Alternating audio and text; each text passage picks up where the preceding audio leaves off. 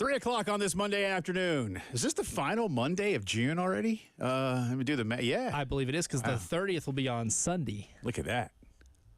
Hey, flying right by. Alongside Elijah Campbell, I'm Jay Phillips. Appreciate you being with us. That means like half your Mondays of the year are over after today. Basically. Someone has absconded with Elijah's regular chair. Somebody's playing furniture borrower. Who takes a chair out of the studio?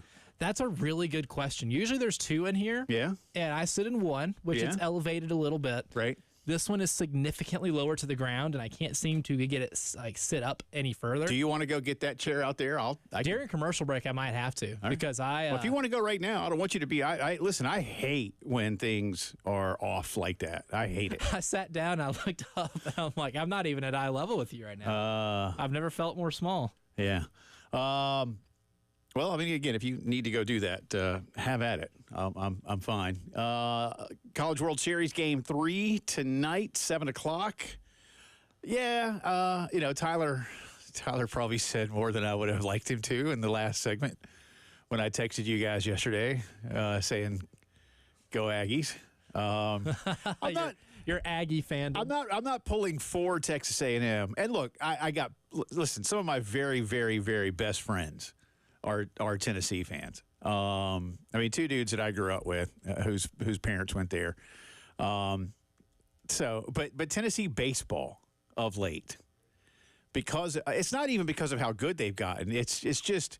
And you, until last year, you lived in Tennessee, so you weren't in Knoxville, I guess, but you saw some of this. But you'd have thought a couple of years ago that college baseball had just become a sport, and that Tennessee had become the king of the sport, like the first year it got invented. I mean, look, this is Tennessee's 7th trip ever to the College World Series. One of them was in like the 50s. 1951 specifically. But Tony Vitello this is his third. So I mean, in their whole baseball history, including one from the 50s, Tennessee had only been to the College World Series 4 times before Tony Vitello. Now he's taken them 3 times. So I think that's kind of it. And I've seen a bunch of stuff going by on Twitter today, and I always take it with a salt mine. But a lot of people around the SEC have the same refrain about Tennessee baseball fans. And there is legitimacy to how they feel. There is. So maybe, the sports fan in me, look, I cover sports for a living because I love sports. I have learned over the years how to apply objectivity on a regular basis. And sometimes it's much easier than others. And this may be one of those instances. I have great respect for what Tony Vitello is doing, what his players are doing. There's a reason that they have been the number 1 overall seed a couple of times. But it does get annoying. It does. And there's nothing I can really do about that other than want to see it dampened. Well, because you grew up, cheering for South Carolina baseball, which is a powerhouse, and Tennessee didn't care until they got really good. It'd be like Tennessee fans watching Kentucky football play at a college football championship game. Yeah. They would feel disgusted by that. Yeah. Because they've never been that good. Yeah, they never even cared. And they don't know how to handle it. Right. It's like the Joker in The Dark Knight. It's like he's like a dog chasing a car, or he's chasing Batman. He doesn't know what he'd do if he actually caught him. What are you going to do? Right. Like, I don't know. Like, I need you. I don't know what I'd do if I actually got you. I don't want to kill you because what am I without you? But what is Tennessee, since the social media era, without the constant pursuit of anything to hang their hat on? So it should be a good one tonight. I'm glad this is what you and I talked about on Friday. If you said what would you like, I wanted a game 3. Again, it's a final, so game 7 mentality, game 3, whatever you want to say. It's a championship this is it. Yeah, this is it. The pitching yesterday was absolutely brilliant from both teams. Yeah. I know that UT got a couple of the home runs. I mean, all the runs were scored off of home runs yesterday. A solo shot in the first, and then a couple of 2-run jobs for Tennessee. Otherwise, pitching was brilliant. Defense, I mean, Tennessee with 2 pickoffs. A&M got a couple of big double plays. Pickoffs from a right-handed pitcher. Yeah. That's rare. Well, and I got to say,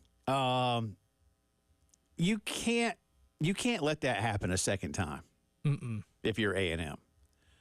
Sometimes it happens, but a second time in a game where you could have won the national title, you got to be more aware. You got to be more alert. You got to just understand the situation. And I'm sure that Coach Schlossnagle, in whatever way he can at this point in time, made his players well aware of his disappointment.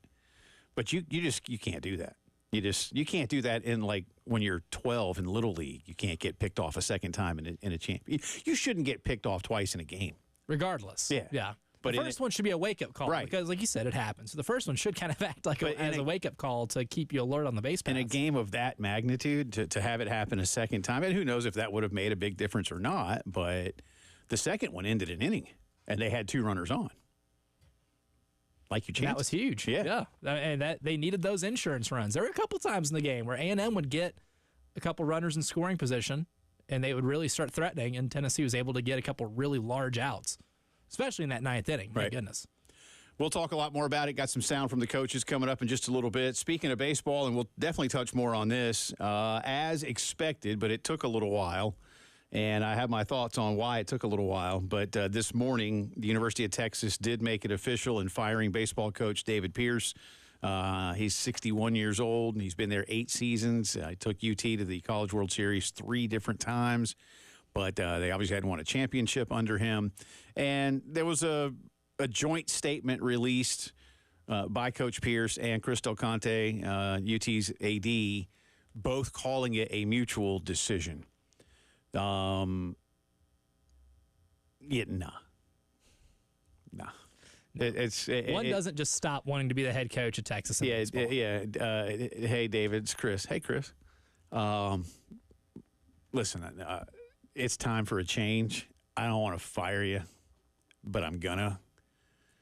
But I'd like for you to at least work with me here, and maybe we'll get a bigger bonus. It's the old, would you like to get fired or would you like to resign? These are your 2 options. Yeah. It was noble of Coach Pierce to put out his statement. I don't think everybody would have done that. But they both just said it was time, as they, blah, blah, blah, postseason evaluation, long meetings and discussions and time to think and time to make a change. The question, and I'm serious about this, and I threw this in our Twitter rundown, is Texas' next coach coaching tonight? There are some who suggest inside that state that Texas wants Jim Schlossnagle to be their coach. Now, that would be crazy. Stealing the coach from your biggest rival in the year you're joining back into the SEC would be hilarious. Leaving TCU for A&M seemingly is one thing. Leaving A&M for Texas, as you have played for the national title, now listen, if they win the national championship, then forget it. Mm-hmm. But I don't know. I don't think it's going to be. But I did see that this morning. Like legit people out there going, they. But here's the thing. I think they want Tony Vitello. Oh, for sure. Vitello is significantly younger than Schlossnagle. Yeah. I mean, Tony's what? He's not even 50 yet. Yeah, like Tony coached under Schlossnagle. Right. That's how much, you'd be going for the real long-term play with Vitello. No matter what, Tony Vitello comes out of tonight as the highest paid coach in college baseball. I have zero doubt of that. In fact, I will be very surprised if he is not. I'll be almost stunned. Now, whether that is at Tennessee or Texas, because I don't think it's going to be anywhere else, that remains to be seen. But I told you earlier, I think that Tennessee, and I know they've already agreed to some things, but I think that should Texas make a legit run at him, and by all early reports, they're gonna, I think that there is a plan put in place that doesn't just make Tony Vitello the highest paid coach or his staff the best paid staff and have the best recruiting budget, all those kind of things, but that Lindsey Nelson Stadium will, $50 million enhancement. A massive upgrade. Yeah. Expand the seating, build out the facility, the whatever the players need, developmental tools and such. But it's Texas, and they'll make it really hard to say no. There's whispers that Brian O'Connor could be on Texas list if they don't get Vitello, but it does. Schlossnagle, I just don't see that one, man. That would be such a stab in the back. Yeah, I just don't for Texas A&M. He would be the most hated coach in Texas, not named Chris Beard. Yeah, I mean, and again, when Beard left Texas Tech for Texas, he had said how much of a dream it was to coach Texas. But I don't know, man. It was one thing when, like, Rick Pitino went to Louisville because there was a break in between, right? Like 5 years, right? I mean, it was a long time between him leaving Kentucky, going back to the NBA, to Boston, and then to Louisville. Yeah, there's a buffer. Yeah, this would be immediate, and I just don't. It's leaving one directly for the other. Yeah, I just can't envision that. But we'll see. But we'll touch more on that in just a little bit here for you. Tonight, the Charlotte City Council votes on the Bank of America. I don't know what you call it. This is not an enhancement. It's almost like building a new stadium. It sounds like a lot of add-ons. I mean, a ton of add-ons. I don't know why they're not going to go ahead. Somebody tonight ought to just get up there and say, you know what? If we, the city, are going to devote $650 million to this, and if Tepper says that over the course of time he's going to basically put the same amount in, why don't we just build a new stadium? Because if you're looking at 1 point whatever billion over however many years, just go ahead and borrow a little bit more. Or again, Tepper, you can do it, dude. The guy that's worth over $24 billion. I mean, let the city throw in the 650, maybe even 750. I don't know, come up with another 100 over however many years. But David Tepper, just go ahead and build the new stadium. Because everybody's been telling me, they want Super Bowls, plural, and Final Fours. Charlotte had a Final Four back in the 90s when the Hornets Arena was one of the bigger ones in the country. Now Final Fours, of course, can't be held in arenas.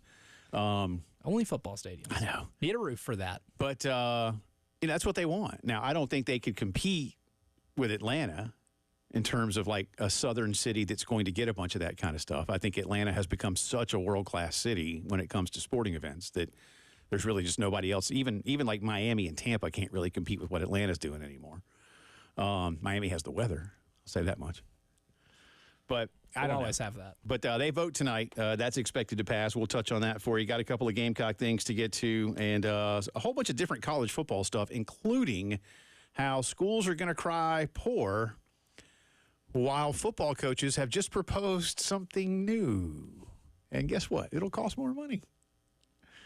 So we'll get into all of those things. Amazing how that works. We got the poll question running. Again, pulling for A&M, Tennessee, or a harmless meteor, apparently, to hit Charles Schwab Field. Slightly oxymoronical, I guess. That's what Terry said. Like, a meteor's going to hit, but it's not going to hurt anybody. It's just going to delay the next game. I don't. The most skilled meteor in the history of meteors. Right. That is some finesse. It's going to hit right behind second base. Nobody's going to be standing there. It's just going to eviscerate the field. Ladies and gentlemen, will you please evacuate? The game ends in a tie. Yeah. 803-404-6100. Lots to do on this Monday afternoon. Be a part of it with us. Jay, Elijah, the postgame show.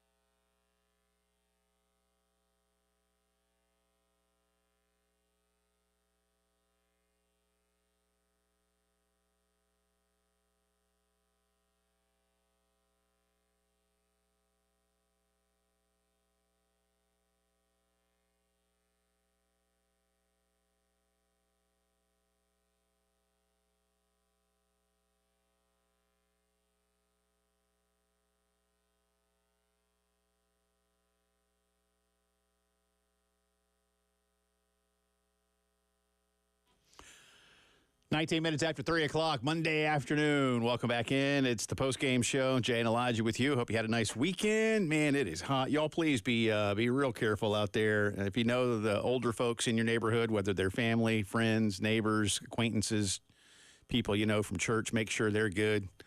Don't be out there if you don't need to be. I mean, it's like stupid hot today. It's 95, man. And I think it's going to be 98. I hate that. Yeah, I mean, look, I'm born and raised, man. I'm used to it, but you don't really get used to it. Yeah. It's hot. But do be careful. Make sure your little furry friends are also good. You know, lots of cold water. That's right. Mine are sacked out when I left. And of course, they're sacked out all the time. They're dogs. It's a day that ends in Y for them. But like, sometimes the lab especially will want to go out and just mull around, like do nothing. She just likes to go and just sniff the entire yard. And my backyard is like almost a half acre, so she'll be just back there, occupied for hours. Dude, today she basically did what she needed to do, and she's like, "Yeah, I'm done." She just trotted right back down. She's like, "I am not staying out here." Dogs are smart. Yeah. They feel warmth, too. Yeah. Extreme heat. They do. They do. And they got fur. They got it worse than we do. Yeah. We can only complain so much. And the little one we have, she weighs like 10 or 11 pounds. She's black. So, I mean, she just even worse. Just soaks it in. And she was. That heat comes in stronger. Yeah, man. She was having none of it. But anyway, so College World Series Game 3 tonight, A&M and Tennessee. Tennessee is the betting favorite. I think I saw minus 220. I mean, that's a pretty. Oh, wow. Yeah, I think I saw that, right? Minus 220 would be a pretty emphatic. Yeah, I think I'll double check that, but I'm pretty sure I saw a minus 220 and then like plus 180 for A&M, which is, that sounds more reasonable. But I'll make sure. I might have seen something else on that, but I'll make sure. But regardless, Tennessee is the favorite in this one. And you told who's Tennessee starting? They are starting Xander Sechrist. Okay, and Justin Lampkin, the lefty, going for A&M tonight. I hope we get a game similar to yesterday's relative to Saturday's. Nothing wrong with Saturdays. I mean, A&M scored early and often. Tennessee, I guess, pushed them a little bit late, made them go into the bullpen just to make sure. But Saturday was 9-5. Yesterday, 4-1. I hope we get something in the middle, I suppose. But you can really see that these two teams do have some quality pitching, despite what you think of Tennessee and their reputation as being mashers. And again, they got two big shots yesterday. Yeah. Pitching won them the game, though. Yeah. In all honesty, no doubt. I mean, look, definitely won them the game because it took a lot to keep that A&M team, at bay with one run. One solo shot, second hitter of the game, home run, and that was it. Yeah, Drew Beam was in total control of that game. Yeah. I didn't like, and I know people were giving Vitello a lot of crap. Schloss ultimately was up at the top of his step, too. I thought the home plate umpire did a fine job yesterday. I get that you want every call to go your way. I get that for both coaches. Oh, yeah. But, Vitello early, picked up a handful of dirt and threw it out toward the field. I'm like, dude. And I know he does that for his guys. I know that's part of his shtick. And it endears him up to a point, but I don't think the umpires, newsflash, dude, I don't think that they're all going to go, oh gosh, Tony's mad. I got to change my strike zone I don't think they're doing that. I don't think they're doing that. And he needs to be careful because sometimes that can end up biting. Well, he almost got himself tossed when he came out in the field and he had to use a challenge. Waste a challenge because he got mad at something, got out on the field on the ball that almost hit Christian Moore. And it's one of those, you can't go out and argue balls and strikes like that, like you're going to get tossed. But he went out there and realized what he did and goes, oh, bleep, I might as well challenge whatever I can challenge to make it worth his while. So he just burned a challenge, set it on fire, as if you're not going to need that in the final 3 innings.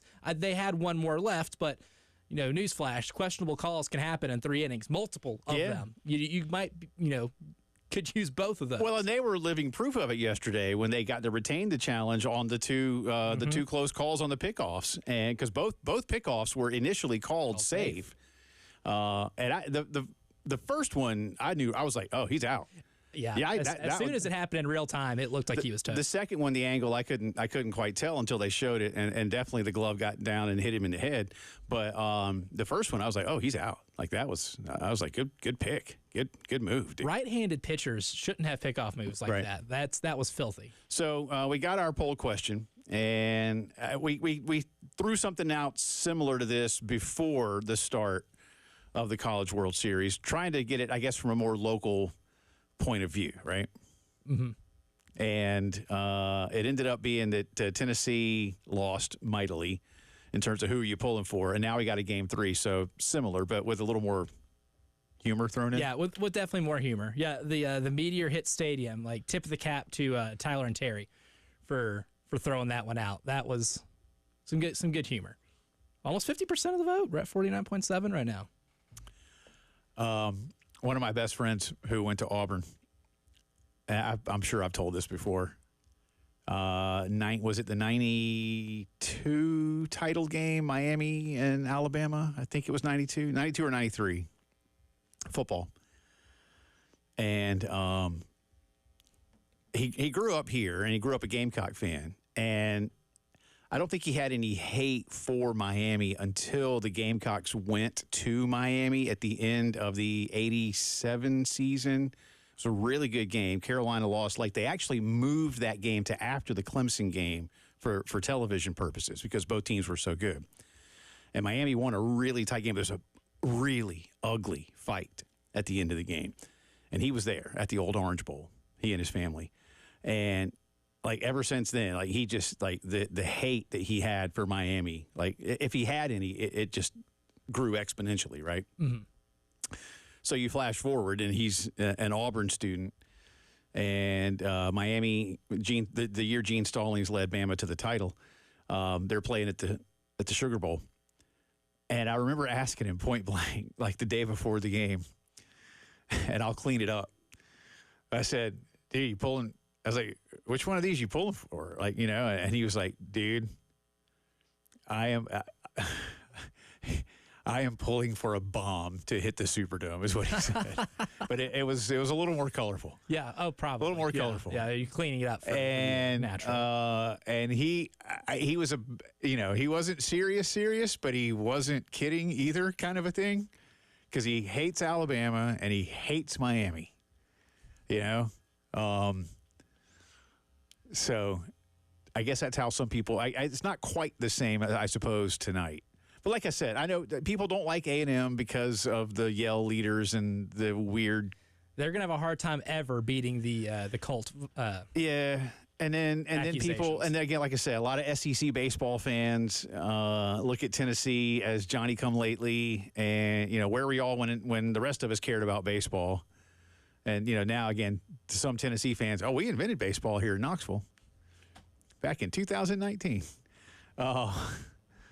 We just found some bats and a ball and they cut out some dirt out there. It looks nice. And now we're the best at it. And now we're the best at it. Because, anyway, so it'll be interesting to see. I would not wish any violence or pain or anything on anybody.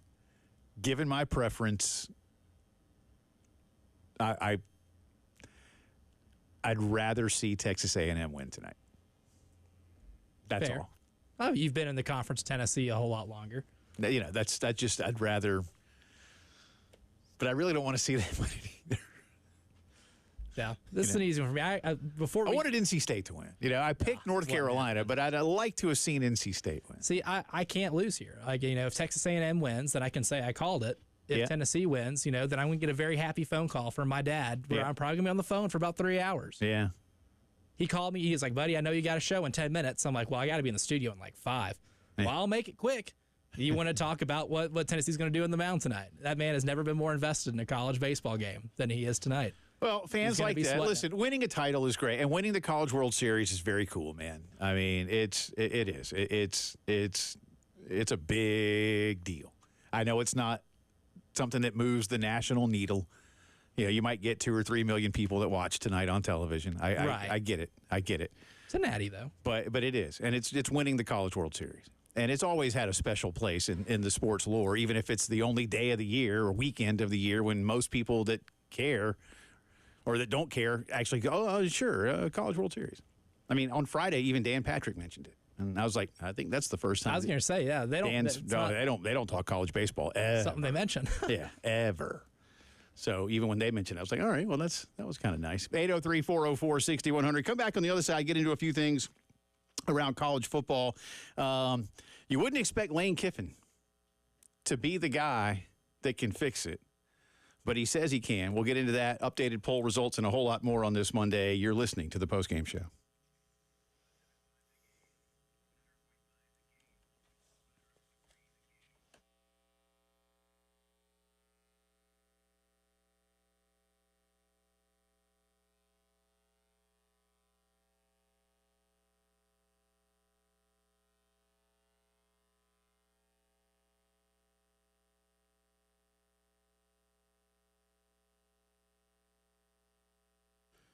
You know, Integrated Media has long been Columbia's leader in today's technology for your home and your business. TVs from Sony and Samsung, amazing surround sound systems, Sonos wireless speakers, Wi-Fi that works everywhere. And that's a literal truth compared to some. Even cameras to see what's going on around the house. They've got you covered. Call Integrated Media at 803-948-8327. Set up a time for my man Dave to come out to your home or business, talk with you about your wants and needs. You want to cut the cord? They can help. Want one of those beautiful Samsung frame TVs? It looks like museum quality art when it's not tuned into the game. They do that too. Or a fantastic outdoor system that lets you enjoy your favorite team, movie, TV show, or music while you enjoy the South Carolina weather. Check out the Experience Center too at Snapdragon Court, 105 Snapdragon Court in Chapin, right next to Pro Swing. And see for yourself what Integrated Media can do for you. 803-948-8327. Integrated Media.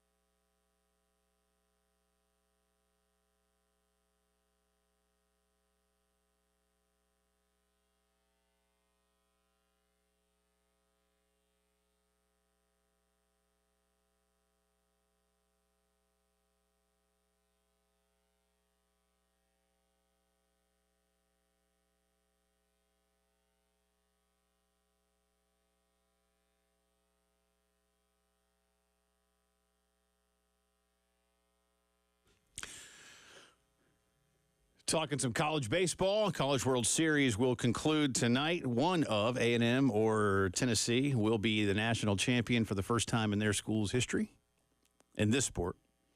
Again, it's been a long time since A&M won a national title in anything. Tennessee's won a lot of national titles and stuff, but not in baseball.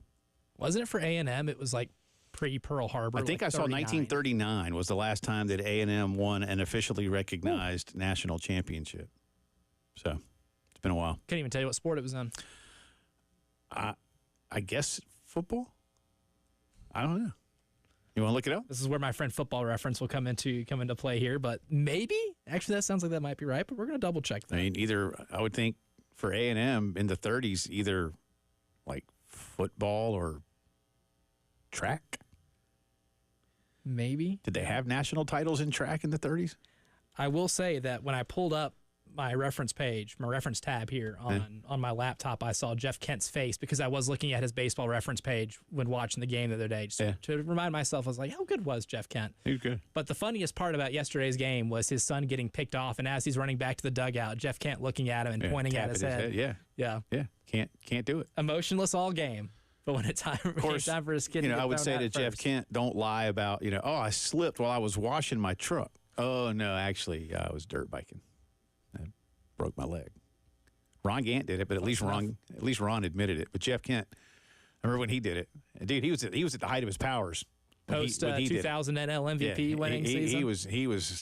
He was kind of a tool, but he was great. I mean, Dude, Jeff Kent and Barry Bonds being on the same team, like there's never been. And I think they hated each other. They did. They despised each other. Two of arguably the biggest tools in baseball history. Yeah. And I'm not talking about a hammer and nail. Right. Like these guys, more unlikable personalities in all baseball, on the same team, hating each other. Yeah. Still somehow coexisting long enough to get to a World Series. Yeah.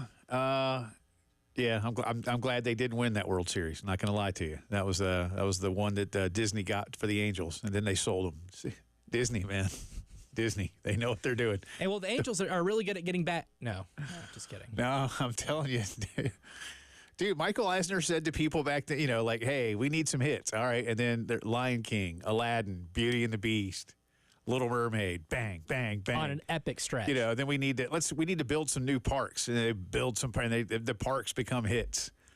We need to sell the Angels, but first, let's win a World Series. Let's win the World Series. Not go to the World. Let's win. All right, you got it, boss. Our best player is Troy Gloss. We can make it work. We will find a way. We will make it work. David Eckstein, you there, all-star. And they did, man. They did, and then sold them, and Mr. Moreno hadn't done much since. He's had some great players, though. I'll tell you that much. Trey asked, I missed Friday's show. Did Elijah watch Fletch? Did not. You did not. Not yet. Lucas's 1500 movie Voodoo or collection on Voodoo did not include. Do you Fletch. want my DVD? I'll take a DVD. Okay. Yeah, I have an old PlayStation 2 I can play it on. It'll play it perfectly. All right. Bring it to you tomorrow. This is like Blockbuster. Remind me.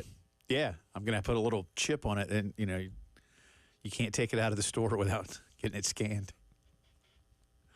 Security lock it. Remember those at Blockbuster? Like you had to walk through that thing and it would go off. Or every once in a while, like a guy tried to like sneak around. I'm like, dude, what's going on here? What do you think you're trying? What am I looking at here? You can't just walk out of the store with the movie. It is funny. My mom still has a DVD from Blockbuster that for this original Bad News Bears DVD. Okay. That in like the summer of 2005, we checked out before going on vacation, and she just never returned it. And then they closed. So that call. I thought you were going to tell me ain't coming back. Like we rented it, and then the next week that was it. How long has Blockbuster been gone? I can't even remember. Varies in certain places, but I remember the town I was at So when I was in high school, we had a Blockbuster in Cookeville, and I think that bad boy shut down in like 2010 because that was, and it wasn't Netflix that killed it; it was Redbox. Yeah, Redbox torched it. Yeah, and then Redbox got torched by Netflix. But it was like 2010 when the Walgreens by my house still has a Redbox. I'm like, people still use this? That's got to be a drug selling front. That can't be a real, actual functioning Redbox. You're gonna go in. You're gonna go into that bad boy. It's gonna ask for a login. You're like, wow, I didn't. Different company log in and then. the options there aren't going to be what you think they are. Yeah, because I guess the Firehouse, That's a front. Where I live, there's a Firehouse Subs in the old Blockbuster. So, and that's been there a while. I don't know. 1939, yes. But for those of you who missed last week at all, Elijah did on our day off last Wednesday, watch both. Well, I say both Godfather movies, but Godfather 1 and Godfather and Godfather 2. The two most influential Yeah. Godfather movies. And we had a fun time talking about that at our Thursday show out at Old Mill Brew Pub. But I like I say, I agree with pretty much all of your assessments. And again, I've seen both of those movies. I don't know how many times. I actually this weekend watched the 1968 Planet of the Apes. Have never seen it. I've always wanted to. I was scrolling through my brother's Vudu account and I saw that. I said, we'll give it a shot. And I discovered an even bigger plot hole in that it bothered me the entire time. Yeah, what? And of course, can't give away spoilers. The movie's been out for a while. Yeah, that's even one that you probably don't want to give away what happens at the end. Completely. Yeah. However, these are guys that are, supposed to be astronauts, right? They're supposed to be, in space going to a different planet, a different solar system. Somewhere. And they crash on this planet and they realize that, that like apes control the planet and humans are like the subspecies. Right. But it didn't alert any of that. No red flags were raised when they noticed that the apes in question were speaking English. Because the whole point when one of the guys gets captured, it's like, I can speak because the humans can't speak. Right. Like they're almost like primitive creatures. They can't speak. They don't use their thumbs. Like there's a lot of weird stuff where it's like, this guy can do what the apes do on the planet. And one of those things is that these apes are speaking English. And that didn't raise a red flag in these guys at all. No lights going off. Didn't think about that. The entire time. Never really thought about that. I'm sitting here like, there's no language barrier. How? Like, it would be weird to see your species be a subspecies on a different planet. It's even weirder when they're speaking English. They're speaking your native tongue, and you're supposed to be like in a different solar system. Do you like the? Have you watched the new ones? I've seen Rise: The Planet of the Apes with James Franco. Yeah, and it's fantastic. It's a very good film. I like the new ones. My wife can't stand them. Really? Nah. I thought the first one was good. I haven't seen the originals. Like the original, the one you mentioned, Charlton Heston. That's a classic. It's not, and it's not. I like. I mean, it's good. But it's not like. I don't look at that like I do like a Star Wars or some kind of classic like that. For sci-fi stuff. And I'm not a huge sci-fi guy, but I like the reboots. I think they've done a really nice job with them. That are supposed to be like the origin story. Yeah. I like them now, but my wife doesn't like them, not because she's like, I don't like this because one day that's going to happen. I'm like, yeah, but you won't be here, so it's cool. It'll be a long time. One day it's going to happen. She's like, this can happen. I was like, well, that's kind of the point. So that's supposed to be so chilling. Yeah. But Planet of the Apes, massive plot hole, major. I would not. That's an all-timer for me. I sat here and like, no, this isn't setting off any red flags. Nothing. Yeah, I guess the not. hint as to where you are, lies within just the language that everybody's speaking around. Well, that's fair. I honestly haven't thought about that. But that's a good one. But good film though. That's a good one. That's another one that you checked off the box. Yeah. Check that box that you've now seen. So that's cool. Yeah, I do. I like those reboots, and they got another one coming out, don't they? Or it's like in theaters. Maybe is it already out? Maybe? Yeah, it might be in theaters now. Okay, I probably won't see it in the theater, but I want to go back to the theater. Solely for popcorn. Maybe theater popcorn hits different. Yeah, my daughters went to see Inside Out yesterday too, and they're like, "Dad, you want to go?" And I was like, "Yeah, no, I'm watching too much baseball and soccer." Sorry. I said, "No, sorry, we have anger and sadness at home. I'll stay here." Right. No, I was watching the end of the World Series game, and then I wanted to watch USA. And they won. Victorious. Yeah. So that was that. All right. Come back on the other side of the break. More on the Texas thing. We'll get into the Lane Kiffin story. There's a lot of college football we're going to get to in the second hour. There's a lot of off-season things to tell you about. And I've got some Gamecock baseball transfer recruiting news for you when the postgame show continues.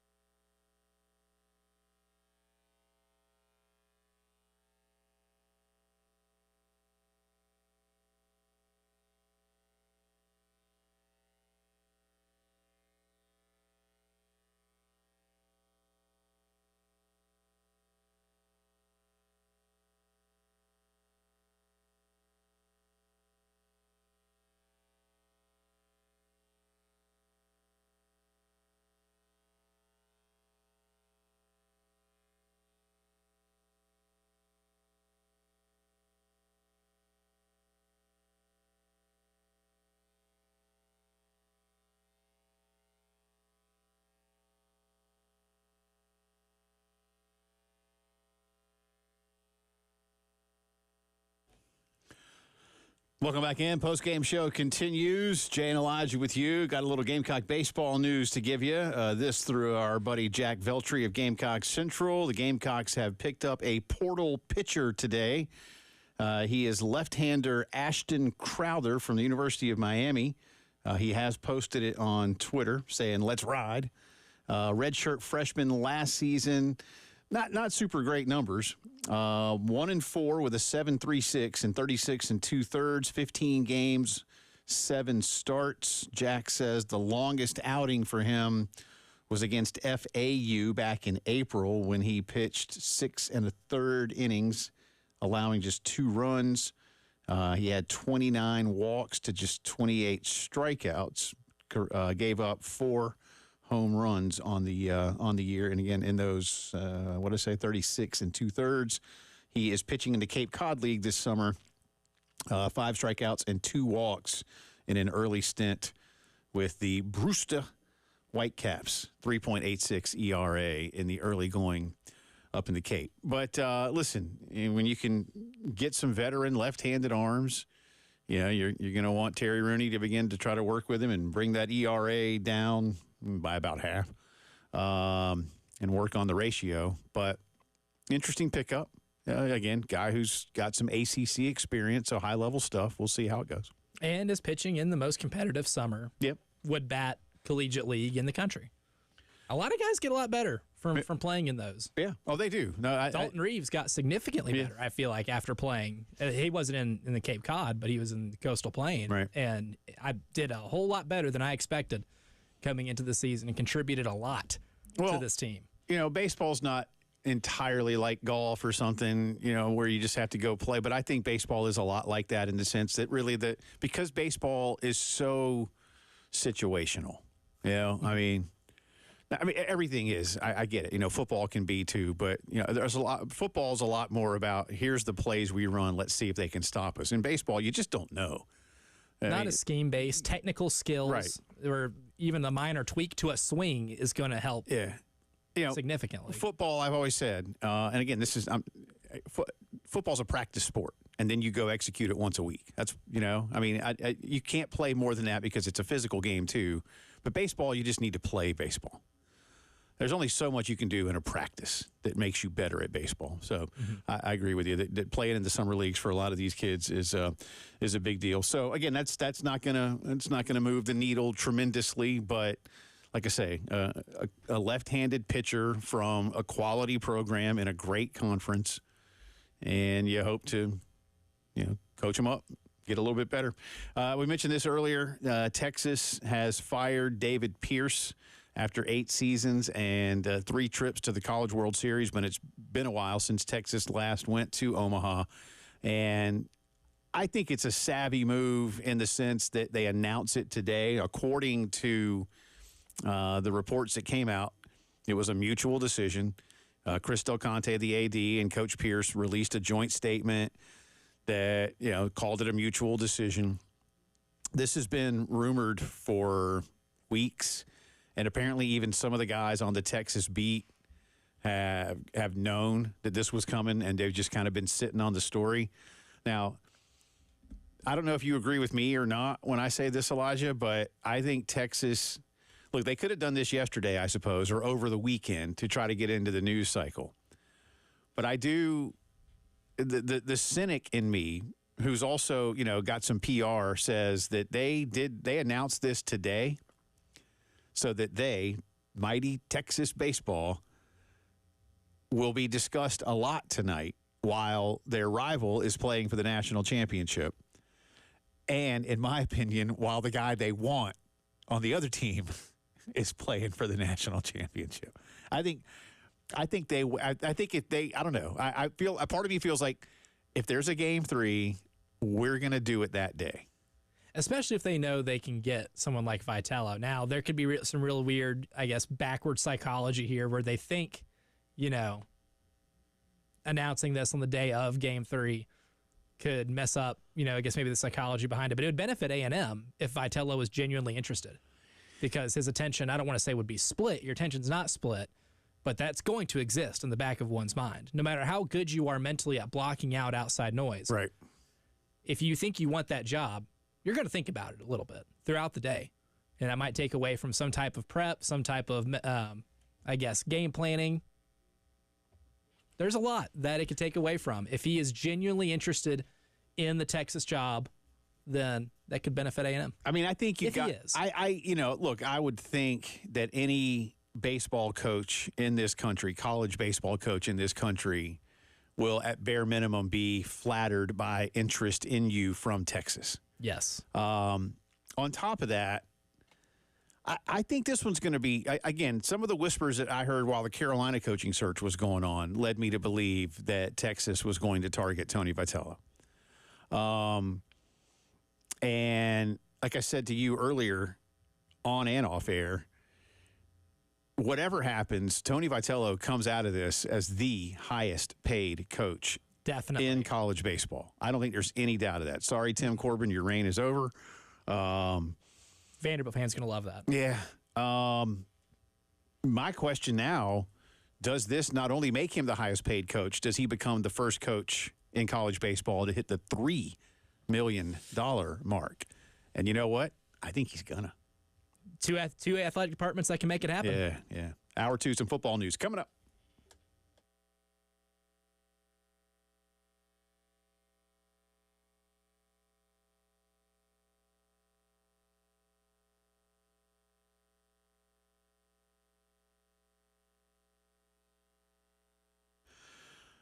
Men, as you get a little bit older, this time of year especially, maybe you're still on vacation, the kids have gotten a little older, but, you go out to the beach or the lake and you want to play like you used to. You want to have fun like you used to, and it's not quite happening. It's not that you feel sick. You just feel off.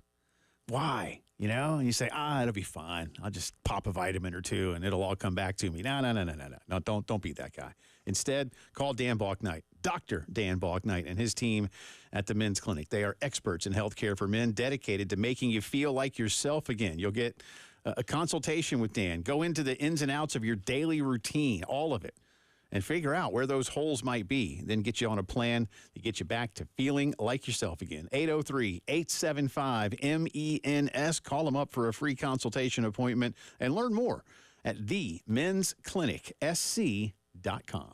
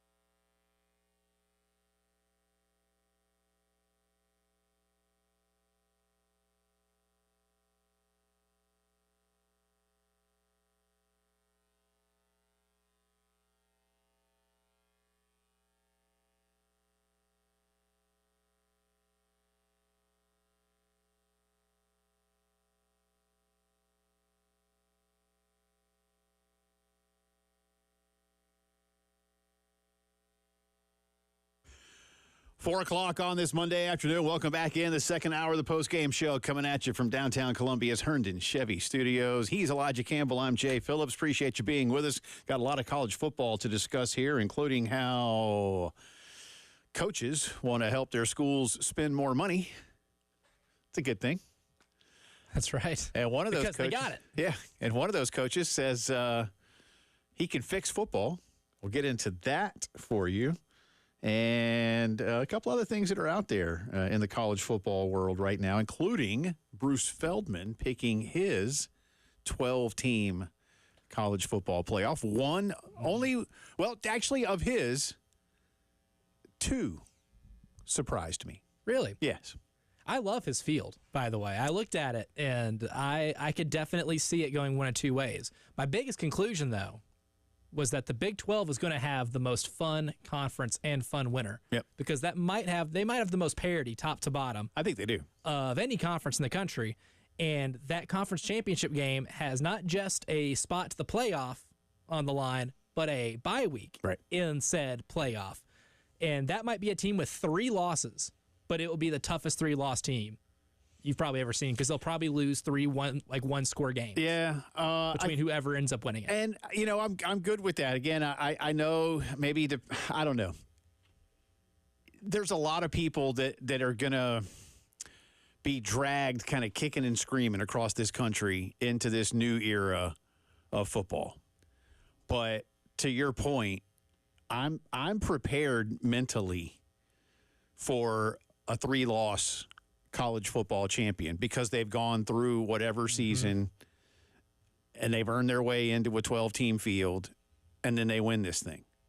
Now, I still think it's going to be – look, I think Ohio State and Georgia, from all I've been reading in the early going here, and we'll have a lot more at media days and stuff like that, but I think Ohio State and Georgia are just better than everybody. Doesn't mean they'll win. They're the favorites. Doesn't mean they'll face each other, but I think they have so. I mean, I heard a quote. I was watching. What was I watching? Josh Pate. I was watching Josh Pate's show from last night. I watched it this morning. CBS Sports college football guy Josh Pate. Late Kick Josh is his show.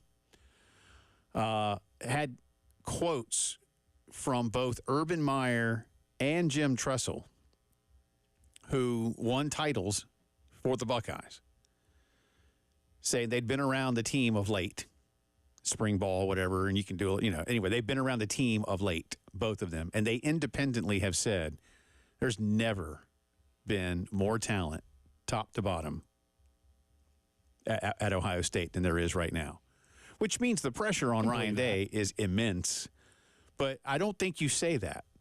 I think, guys like that know what's up. You might think Urban Meyer is just a complete jerk, and you might be right. But dude's got 3 national titles, and he had an undefeated season at Utah before he went to Florida. He's a jerk who won a lot of football games. It didn't work in the NFL because you can't do that. Again, I think some guys could work in the NFL level from college, some couldn't. I remind people all the time, Steve Spurrier and Nick Saban, at the time of their hirings into the NFL, quite literally worked for maybe not just the 2 worst owners in the NFL, but the 2 worst owners in North American sports.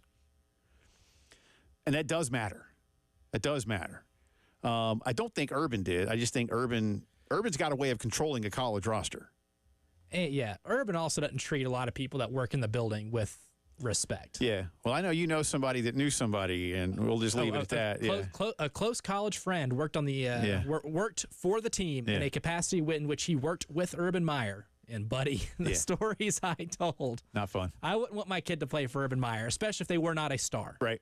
But anyway, you got Coach Meyer and Coach Tressel saying, "Hey, more talent than ever." Georgia has been loading up on talent again. Mark Richt did a really good job.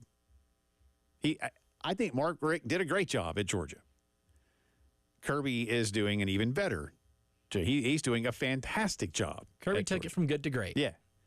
However you want to label it. Because, again, Coach Richt averaged 10 wins a year, man. Mm-hmm. That doesn't suck. At all. You know? And it's risky firing a guy like that because of what you just mentioned. He won the SEC like 3 times. I mean, he did a really good job at Georgia, but Kirby's doing a better job.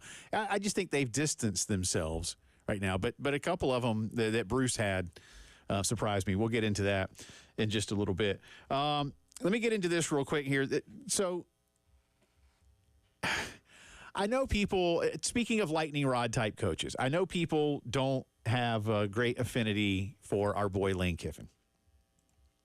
He did a sit down with Seth Emerson recently, and I want to read you this quote on transfers, NIL, just how things are, and Ole Miss is doing a fine job, right?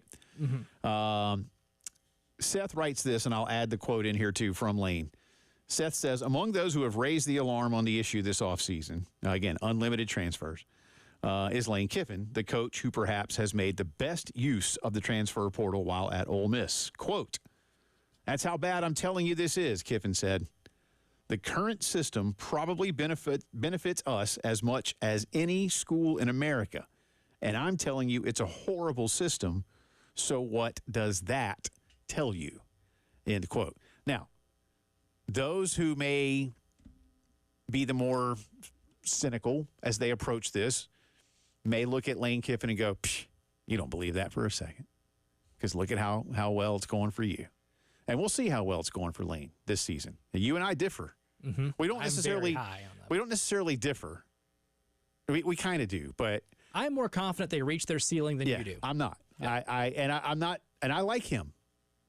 I'm actually one of the rare people. Most people don't like him. Yeah, I like Lane Kiffin. I like Lane Kiffin. I enjoy him. I think the sport is better with someone like him. He grew up. It took him till he was 40, but he grew up, and it's working now. And there are times when I hear him talk, and it's reasoned, it's genuine, it's oftentimes constructive, productive in terms of what he wants to do. I do also very much believe that he's going to be the next coach of the Florida Gators sooner rather than later, and for a lot of money, especially if Ole Miss, because Ole Miss just can't. If they have the kind of year that they hope to have, Ole Miss can't afford to keep him. They just don't have those resources. They might cut the men's basketball program. It's just something like that. They just don't have those kind of resources. They just don't. But he basically is saying that we can't keep doing this open-endedly, and he's right.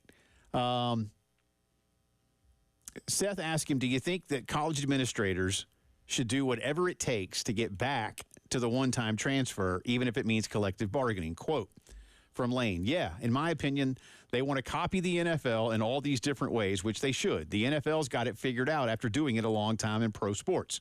So they want to copy the rules. Now we can talk to the quarterback and the middle linebacker during the game because the NFL does it. He means helmet communication. We want to pay them like the NFL, but we don't want to have any type of real contract. So it's not the NFL. If any professional sport, and again, he's talking to Seth here. So this is, I'm trying to, y'all imagine that he's talking with Seth. It's a conversation. If any professional sport, now you're going to get me started on this. If any professional sport had 2 times a year, let alone 1, that they could go into free agency, what would the sport look like?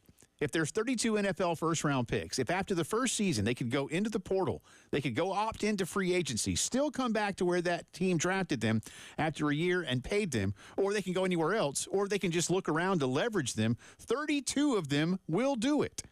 And you can do it twice a year. So you don't have a system that makes any sense. He's right.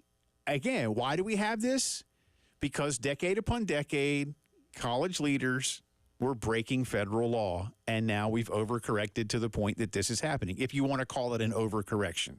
I call it, again, when I say overcorrection, I've used this analogy many times. This is the overcorrection where you're in the left lane on the interstate, and there's a tire, and you swerve so hard that all you do is swerve yourself all the way to the right and into the ditch. And that's what's happened here. If you had just been paying attention, you would have seen the tire well in advance, but you were texting, you were talking to your buddy, you were rocking out to some Zeppelin. And listen to the advice you've been given. And all of a sudden there's a tire because you weren't paying attention. Or you saw it and you go, ha. Ignored it. I can get over this tire. The GPS said tire upcoming. Right. In 3 miles. You have 3 miles to avoid it in the left lane. And instead and you're off into the ditch. That's what the NCAA has done to us as college football fans, as college sports fans. That's what they've done. Primarily football, but this is what they've done to us. And now at least a couple of them are finally admitting it.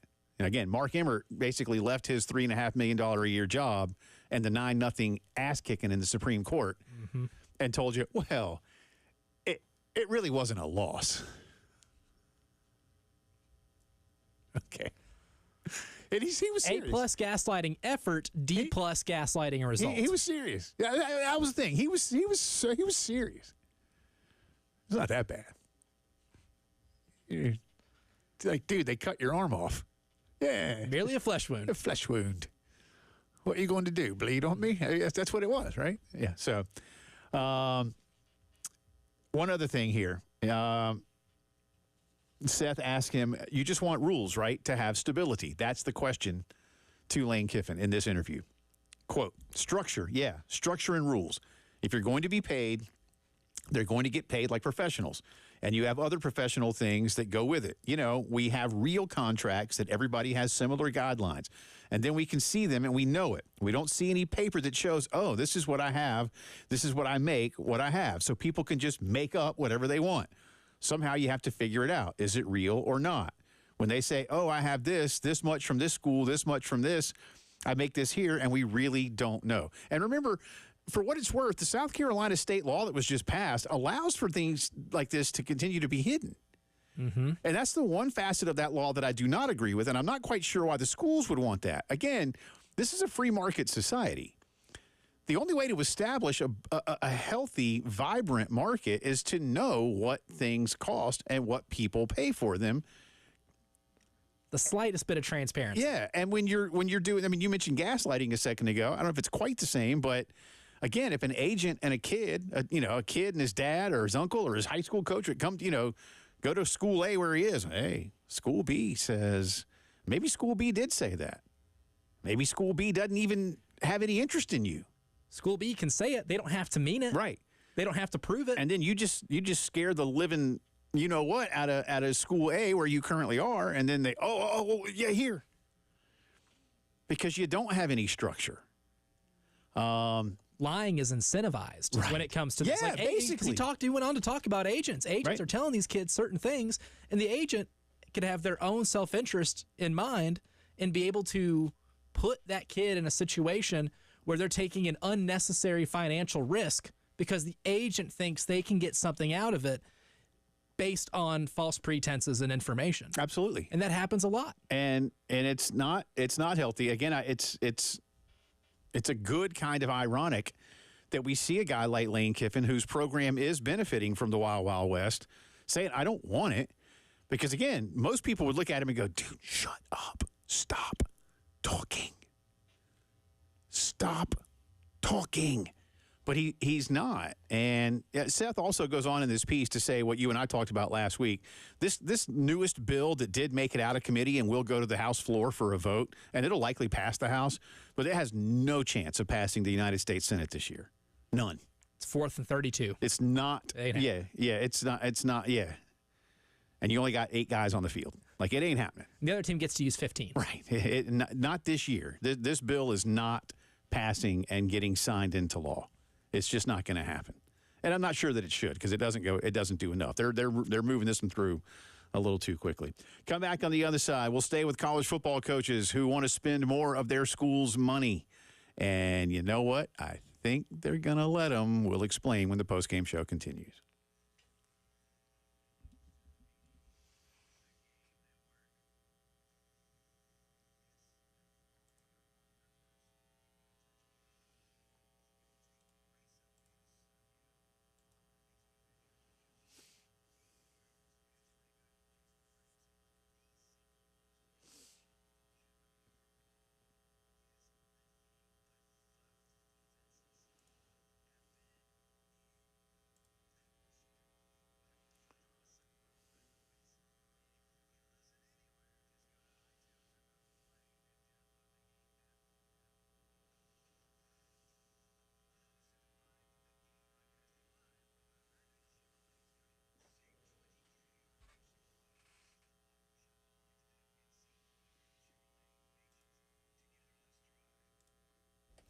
We talk a lot of team sports here on 107.5 The Game. And, one thing that I've had to deal with in terms of meeting certain goals, like weight loss, that was a team sport for me too, because accountability can be the hardest part. Having somebody help hold you accountable to certain things, to maybe not have too many cheat days, or to be able to eat the right things and establish the right habits. My friends at Columbia Secret for Weight Loss were the best teammates I could have possibly asked for. Paul, Grant, and Shaylin were fantastic in helping me achieve my goal and help sustain what I have right now into having a healthier living, healthier lifestyle, sleeping better, feeling better, getting to do a whole lot of things that I wasn't able to do before when I was a little heavier, when I was eating a whole lot unhealthier, and they have done wonders for me. They can do wonders for you too. And to learn the secret of losing to up to 1 pound of unhealthy fat per day and start your own success story, give them a call, 803-824-4210, 803-824-4210. Results may vary.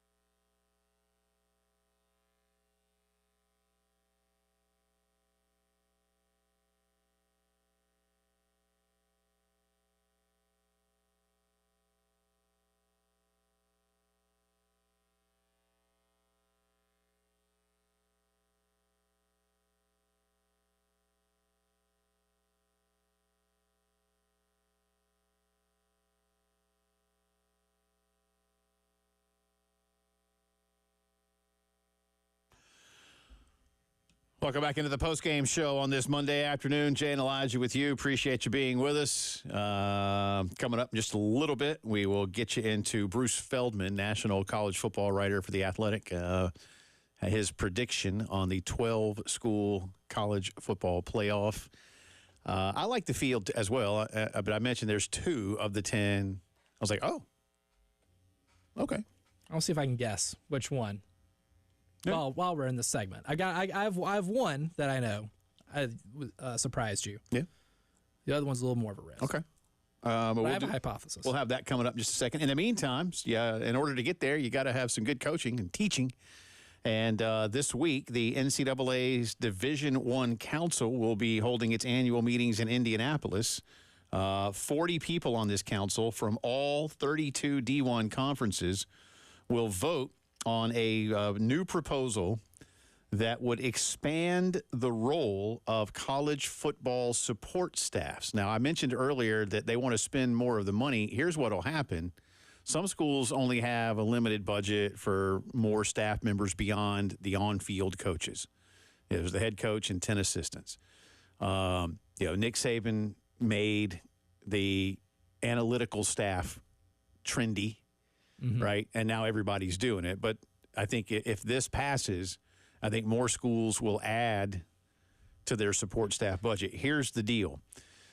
It's really weird right now. And again, this is because a lot of schools can't. And what I mean by can't is can't pay for it. If you hire somebody as an analyst, they can't technically coach.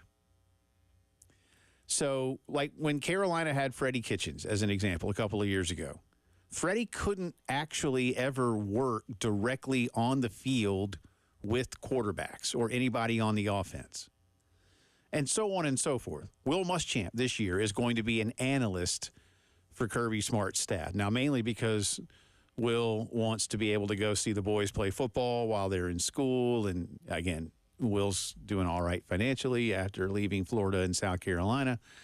And so he got to live the dream, man, a college football coach that but again, he can afford to do this despite how much money he was making at Georgia as a defensive coordinator. But to be fair, he does want to go be a dad, and good for him.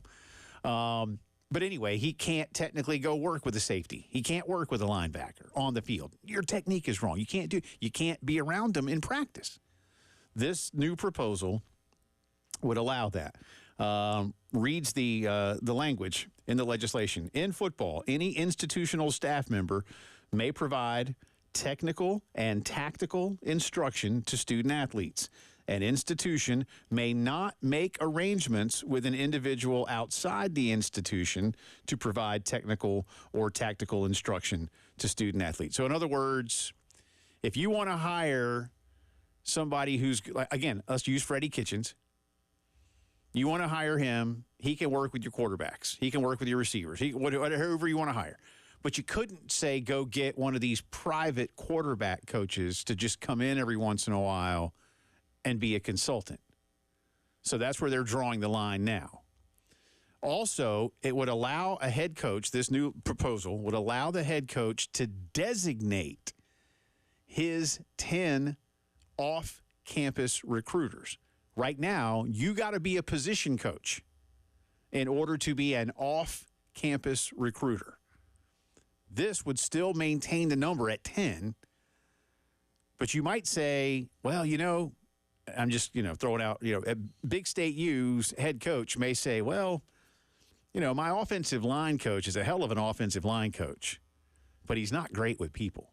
But my analyst, who's been chopping up film on receivers and corners, is the best people person I've been around in 10 years. I'm going to have him go recruit. Then he can come back and chop up some more film. Something like that. Mm-hmm. And so the reason I say that ultimately this will cost more money is that there will be a bidding war for these guys that are better at it. And a lot of schools will say, well, gee whiz, they got 15 of them. We only got 8. So I think, listen, the reason you couldn't do it is because some schools couldn't afford it. I'm always of the mind, hey, if this is what you want to spend your money on, okay. Now, at what expense to other things, I don't know. This is going to pass. Oh, for sure. And now these schools can't cry broke. The ones who are able to pay like 15 different, extra coaches can't cry broke anymore because of the House NCAA settlement. A lot of schools are about to do it. Pay close attention to the ones who are saying we can't do it because they can, because the money's going everywhere else. Stuff like that. Graduate assistants are one way that a lot of schools have saved money through the years, according to this. And this I'm reading from Pete Nakos of On3. Pete says the future role of graduate assistants is unknown. More staff members assisting with day-to-day operations changes the impact of GAs. Craig Bowl is the new executive director of the AFCA. Quote, this is probably the most common sense approach we could make. For years, we've had analysts and quality control coaches who have had a desire to coach. So much has changed with the landscape with players now being compensated. To be concerned that you're going to have an assistant quarterbacks coach out there coaching is counterproductive. It's been a compliance nightmare. Oh, amen. Like I said, it's dumb to hire these men and really, like, you can say you have them, but what are they doing? Okay, so you've got an expert chopping up the film and looking at he's not even chopping up the film. He's just watching the film. The GA is chopping. Yeah. There's somebody else making minimum wage chopping up the film. But again, you've got guys that are analyzing it and breaking it down, and they can sit with the kid in the film room, but that's it. But they can't go out there and work with them. And that's never, again, it makes sense from the standpoint that, well, this goes back to the conversation you and I had, and I forget who gave us the quote. Well, this is why Michigan doesn't want Central Michigan telling it what to do. Florida doesn't want Florida International telling it what to do. But that's what's happening. And that's why this rule is in place. You may be saying to yourself, well, that's dumb. Why would they hire them and they can't actually coach?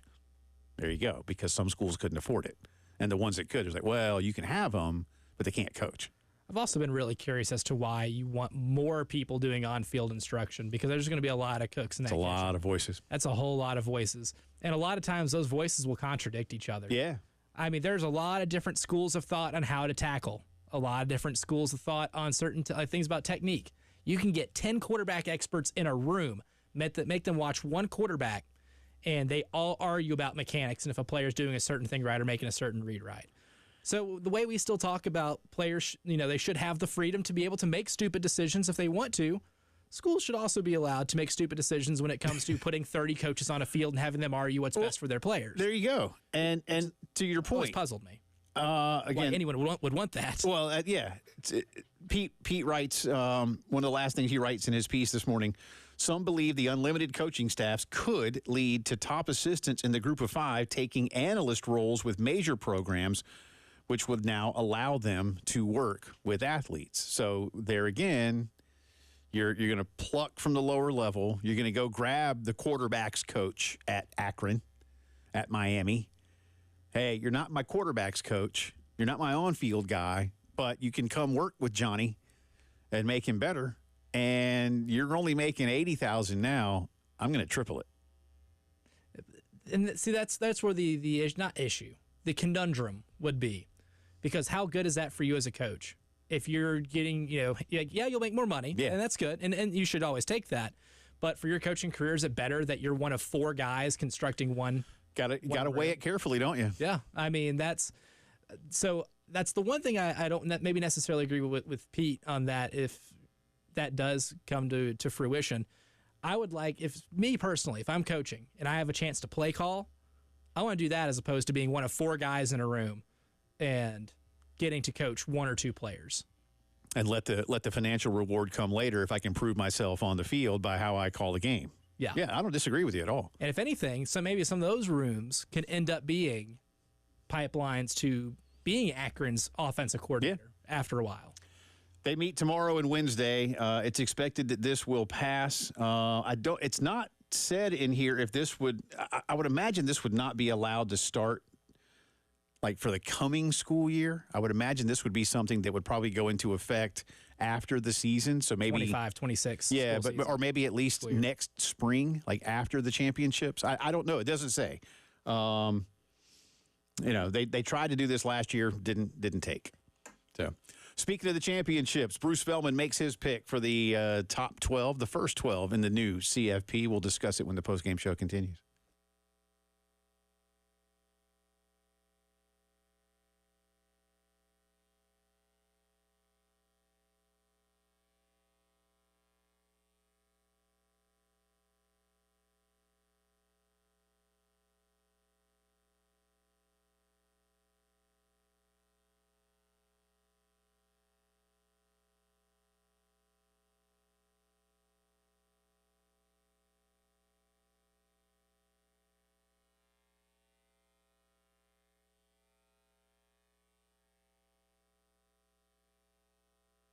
Love telling you about our friends at Palmetto Citizens Federal Credit Union and the way they can save you money for doing the things you're already doing. I mean, everybody needs banking, right? You need your checking account. You need your debit card.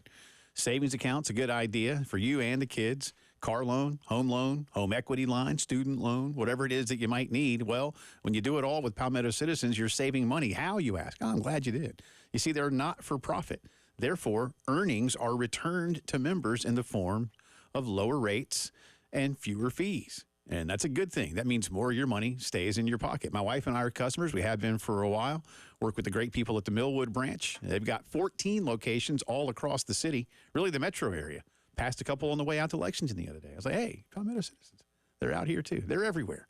Good people to work with. Check them out for all of your banking needs. See why they've been doing this for nearly 100 years and saving folks a lot of money, a lot of good stuff they can do. Palmetto Citizens. Achieve your potential.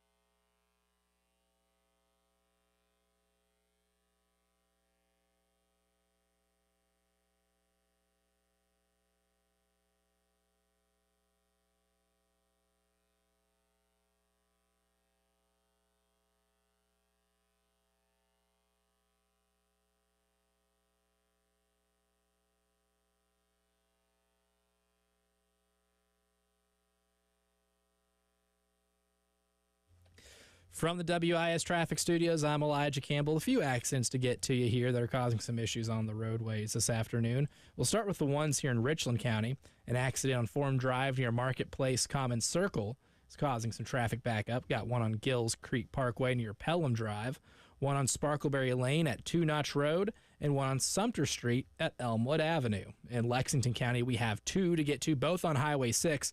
One's at Bethany Church Road near Pleasant View Drive, and the other is near Highway 602 at Platte Springs Road.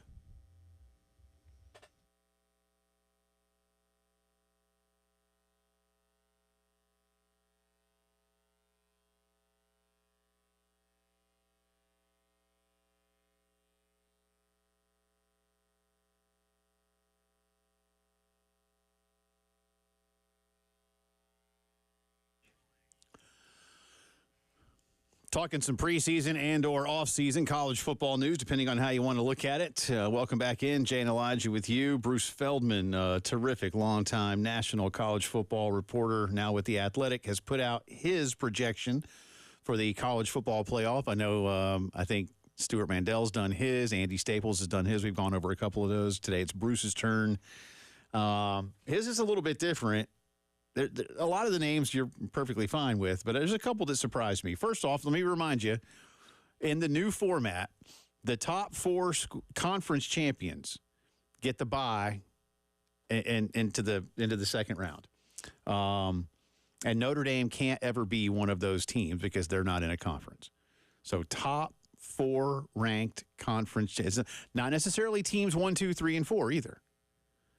Heck, it could be, let's just say it could be number 1, and then it could be like number 7, number 10, and number 12. It could be. It depends how the conference championship games go. Yeah, in terms of the rankings, it could be that. But the 4 highest ranked conference champions will be the schools that get the bye, and then everything else will shake out. And remember that the highest ranked group of 5 school will be guaranteed a slot in here. And that team could be one of the top 4. You never know.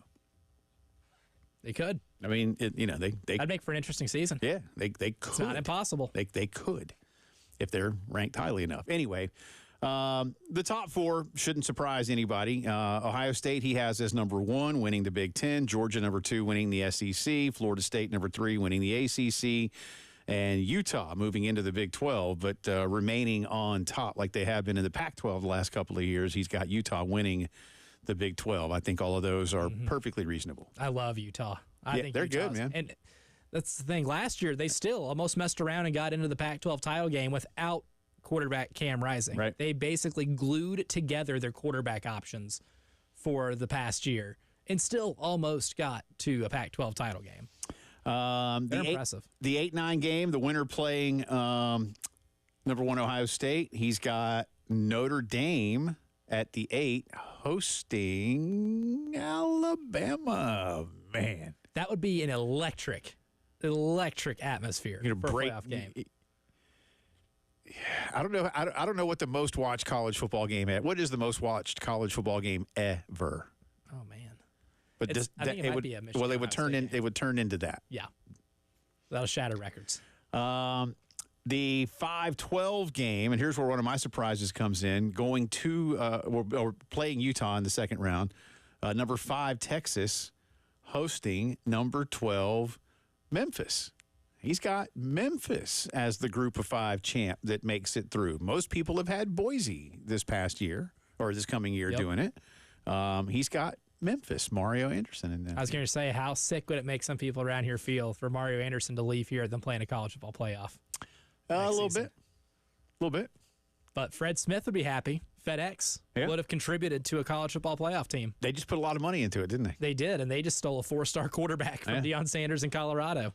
Well, Memphis is in that very small group that's mentioned as the potential schools that could move into the so-called Power 4 now at some point in the not too distant future, and that would certainly make a lot of sense. But Memphis surprised me just a little bit. The 7-10 game, winner playing Georgia, is Ole Miss at number 7, hosting number 10 Penn State. Neither one of those surprised me. That Ole Miss is going to be picked ahead of Alabama. I'm not as high on Ole Miss as some. I'm not down on them either. Mm-hmm. I just think it's look, if they win 10 games, great. I'm here for it. I'm not but I need to see it first. And Penn State. So this one doesn't. Neither one of these really surprised me. Penn State doesn't surprise me, but I disagree. I can easily see Penn State going 10-2 or 11-1. They don't have Michigan this year. I just don't know enough about what Michigan's going to look like. I think Michigan takes, certainly relative to what we've seen, a severe step backward. And for what it's worth, I'll just go ahead and spoil it for you. He does not have Michigan making it into this 12-team field. He notes he has them right on the outside. Right, yeah. But I could see Michigan at 9-3, 8-4. Right? I really could. And then in the 6-11 game, winner playing Florida State, hosting, and here's where the surprise comes for me. Maybe I shouldn't be. Hosting number 11 seed Miami. If I was going to pick another school out of the Atlantic Coast Conference, I would certainly have thought it would be Clemson and maybe the possibility of North Carolina being good enough, but I think UNC takes a step back this year. Certainly. but that he's got Miami there instead of Clemson, or that it's not, say, LSU or someone like that, Missouri, Tennessee. You know, and Tennessee's been in most other people's picks. They've been in a lot of them. LSU's been in a few of them. You know. The thing that Miami has that all those other schools don't have, and I just spoiled it right there, is the quarterback. They might have the best quarterback in college football. Cam Ward's really good, and that man put up some really good numbers at Incarnate Word in Washington State. And who knows, if the Pac-12 doesn't dissolve, maybe he's still at Washington State. But there was a good chance that he was going to go to the NFL draft. And really, from a business standpoint, it made more sense for him to come back this year, collect some NIL money, and then be the number 1 or 2 or 3, 4 quarterback, you know, in next season's draft, get drafted a little higher up, and just make more money that way. But Cam Ward is the real deal. And they added him and Oregon State running back Damian Martinez, who tore the Pac-12 up. So Miami's 2 best players, they got to reap the benefits of the Pac-12 dissolving and those opportunities not being the same for Washington State and Oregon State players. You know, he's got the name, I know. I mean, I'm not going to compare him directly to Cam Newton, but there are times when you watch his film, you're like, you can't tackle him. You can't. It's hard to bring down. Yeah, like you don't stop him from doing what he wants to do. So I'm not. Like I say, I'm with you that he's great, but I just haven't seen it from them yet. Mario Cristobal specifically. Yeah, and I know of late we haven't seen it from Clemson, and Clemson had a down year last year. Look, I think some of that was smoke and mirrors, to be fair to them. You know, again, in the Duke game, Clemson just screwed it up down low a couple of times. And remember, peed down their leg in the red zone. Yeah, well, we were talking about that in the FSU game. Clemson never actually trailed until Florida State won the football game. Mm-hmm. Where they peed a little down their legs, and should have won that game. But that counts. Yeah, that counts.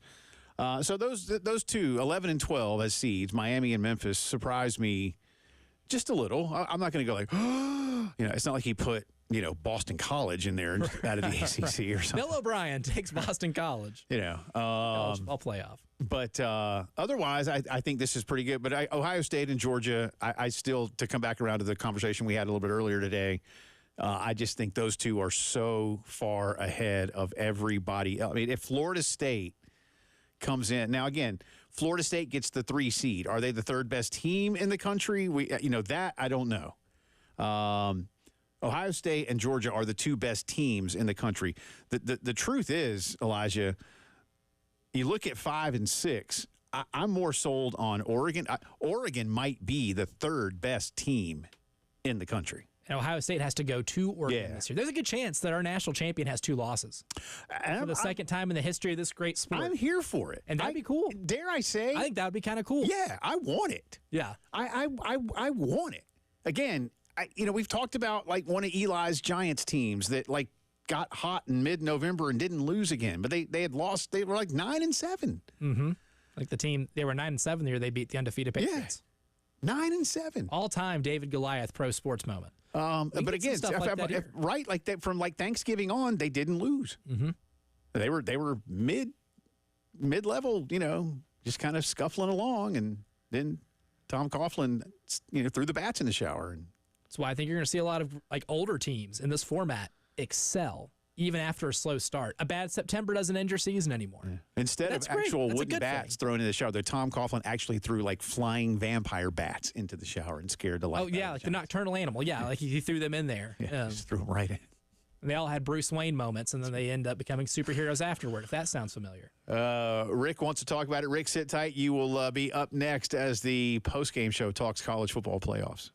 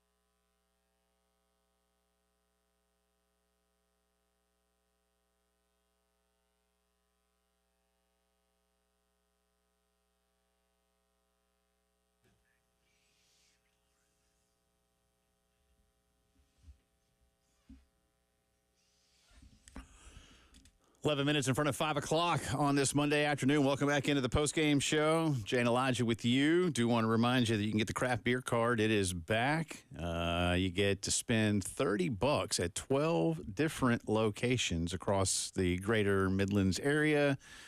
That's $360 value. Yours for only $79. Just go to 1075thegame.com, click on Sweet Deals, buy one, maybe get one for a friend. Still saving money. That's right. You can get two. Three. Still saving money. Get my filthy mitts on one of those bad Yeah, boys. I mean, that's big savings. So have fun with that. Sweet deals. Be responsible, please. Do that Yes. responsibly. If you get 3 or 4 of them, you need to be careful. Only do so much in one day. Yeah. But check that out. 1075thegame.com. Rick wants to give us some of his thoughts on the college football playoff discussion. Hey, Rick. Hey, guys. How are y'all today? Doing well. Hope you are. Fantastic. I am. Look, I am almost 60. A couple months, I'll be 60. And I was one of the guys that said 4 is plenty. But driving down the road, listening to you guys, I am, and Jay, you've been ringing this bell for a long time. I am really, it's fun. And sports are supposed to be fun. How cool would it be? You mentioned the Giants, 9-7, winning the Super Bowl and all that. And how cool would it be for a 10, 11, 12 seed just to run through the playoffs? And, it's all about competition. And I am 100% converted. I'm looking for 16 now. Yeah. Well, I am too, to be perfectly honest with you. And I do think we're going to get to that, Rick. Eventually. I do think, look, we're already they've already talked about 14. It's a little more awkward in terms of fitting everybody in. That's why I say just if you're going to go from 12, at least now you've got it figured out to make it a nice quarterfinal and beyond. But yeah, Rick, and thanks for the phone call, buddy. I appreciate it. I'm glad we help. It's not always our goal to convert. He was preaching though. Yeah. Well, and I'm glad. But I'm glad in the sense of what he said. This is sports. I always said I got why people said, have you seen some of these games? Some of these semifinal games have been just absolute blowouts. There aren't enough good teams, and I always said, but that's not the point. Mm-hmm. And it's not just about the money either. It's about the access. The point that time, I know you got to kind of. You got to walk that fine line between access and revenue. And we talked about it last week with the basketball tournament, that those things often will blend, and they will. But the point I made years ago, to go to Rick's point, was you've got these presidents, forget ADs, you've got these school presidents who over the last 20 years especially, maybe a little longer, but let's just say the last couple of decades, have voted for all these things that have created more true parity in the sport with no outlet to see it rewarded. Mm-hmm. Because, either the BCS with just 2 schools, and then, we doubled it to 4. Thanks. And again, yes, some of the games were blowouts. But you know what?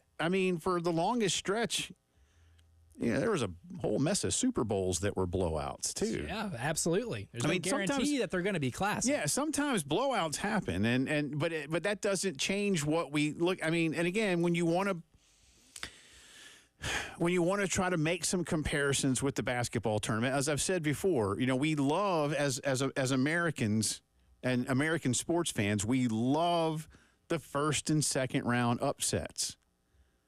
But you don't really, like when Loyola Chicago made the Final Four, we're like, all right, wait, what? What are we doing here? But it was kind of cool, and there was Sister Jean, and waving, right. And now it was a good story. It was awesome. When VCU made it, and Butler went to 2 straight national championship games. Right.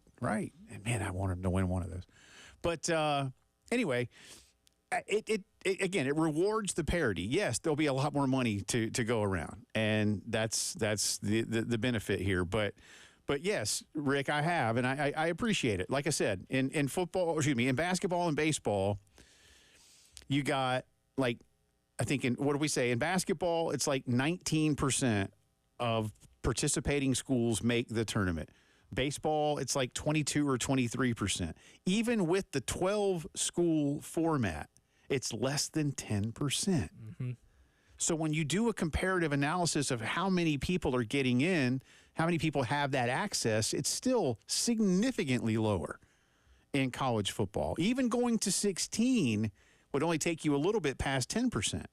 So it would still be lower than the basketball tournament if you go to 16, and I believe they will, for a lot of reasons. But, the only problem I have with this thing, and Elijah and I just mentioned this off air, and I've banged this drum for a while too. I just don't like that after, teams 1, 2, 3, and 4 don't get to play at home at all. Yeah, you get a week off. I'd like to give them a week off and have them play at home. Give them both. And then you can stick with your lame format of calling these things, quote, bowl games when they aren't. They are playoff games. For your semifinal. Just so you can, we need to protect the bowl games. What, do you? I don't know. Anyway, I'm looking forward to it. It's going to be a lot of fun. Hour 3, headlines, drive around the SEC. More on the College World Series coming up.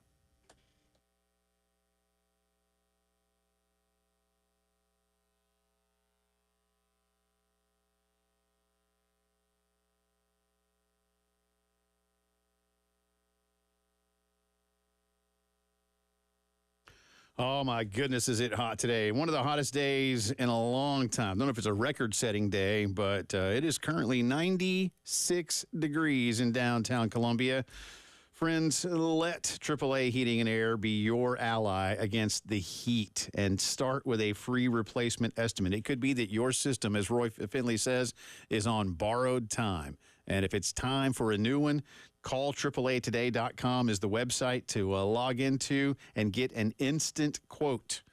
They'll tell you what it's going to cost you. And then know this, guaranteed financing from AAA Heating and Air. 15-year parts and labor guarantee, right? I mean, how big is that? Then a $1,500 system buyback rebate, 12 months, no payments or interest. This is a fantastic offer for you and your family. Call AAAtoday.com or call them up at 803-677-1500. Tell them I sent you to AAA Heating and Air.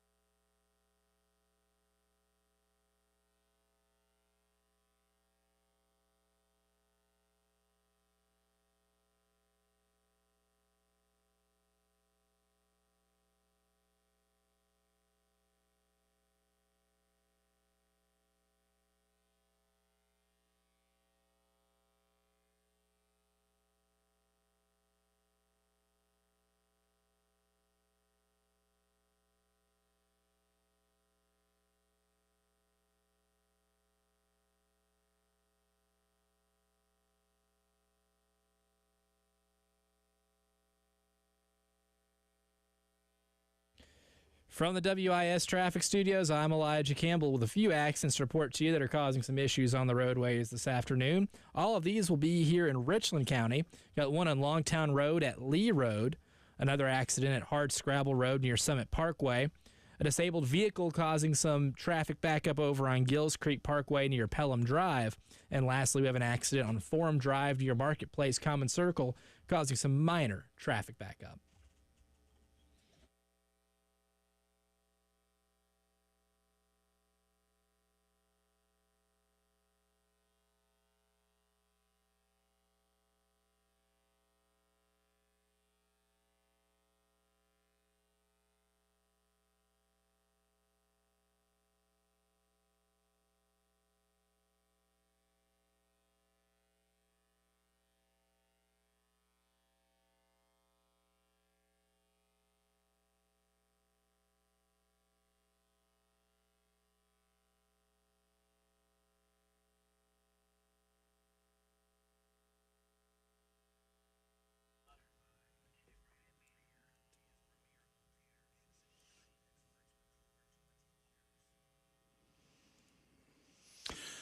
And it is 5 o'clock news time on this Monday. It's also the final hour of the postgame show. Welcome back in alongside Elijah Campbell. I'm Jay Phillips. We start with College World Series Game 3 tonight. On Saturday, A&M beat Tennessee 9-5. Yesterday, the Vols evened the score with a 4-1 come-from-behind victory. Tonight, it's do or die in Omaha as two of the best teams in the country go at it. They have been all season long. Tennessee approaching the 60-win mark. They won't get there, but they'll get very, very close.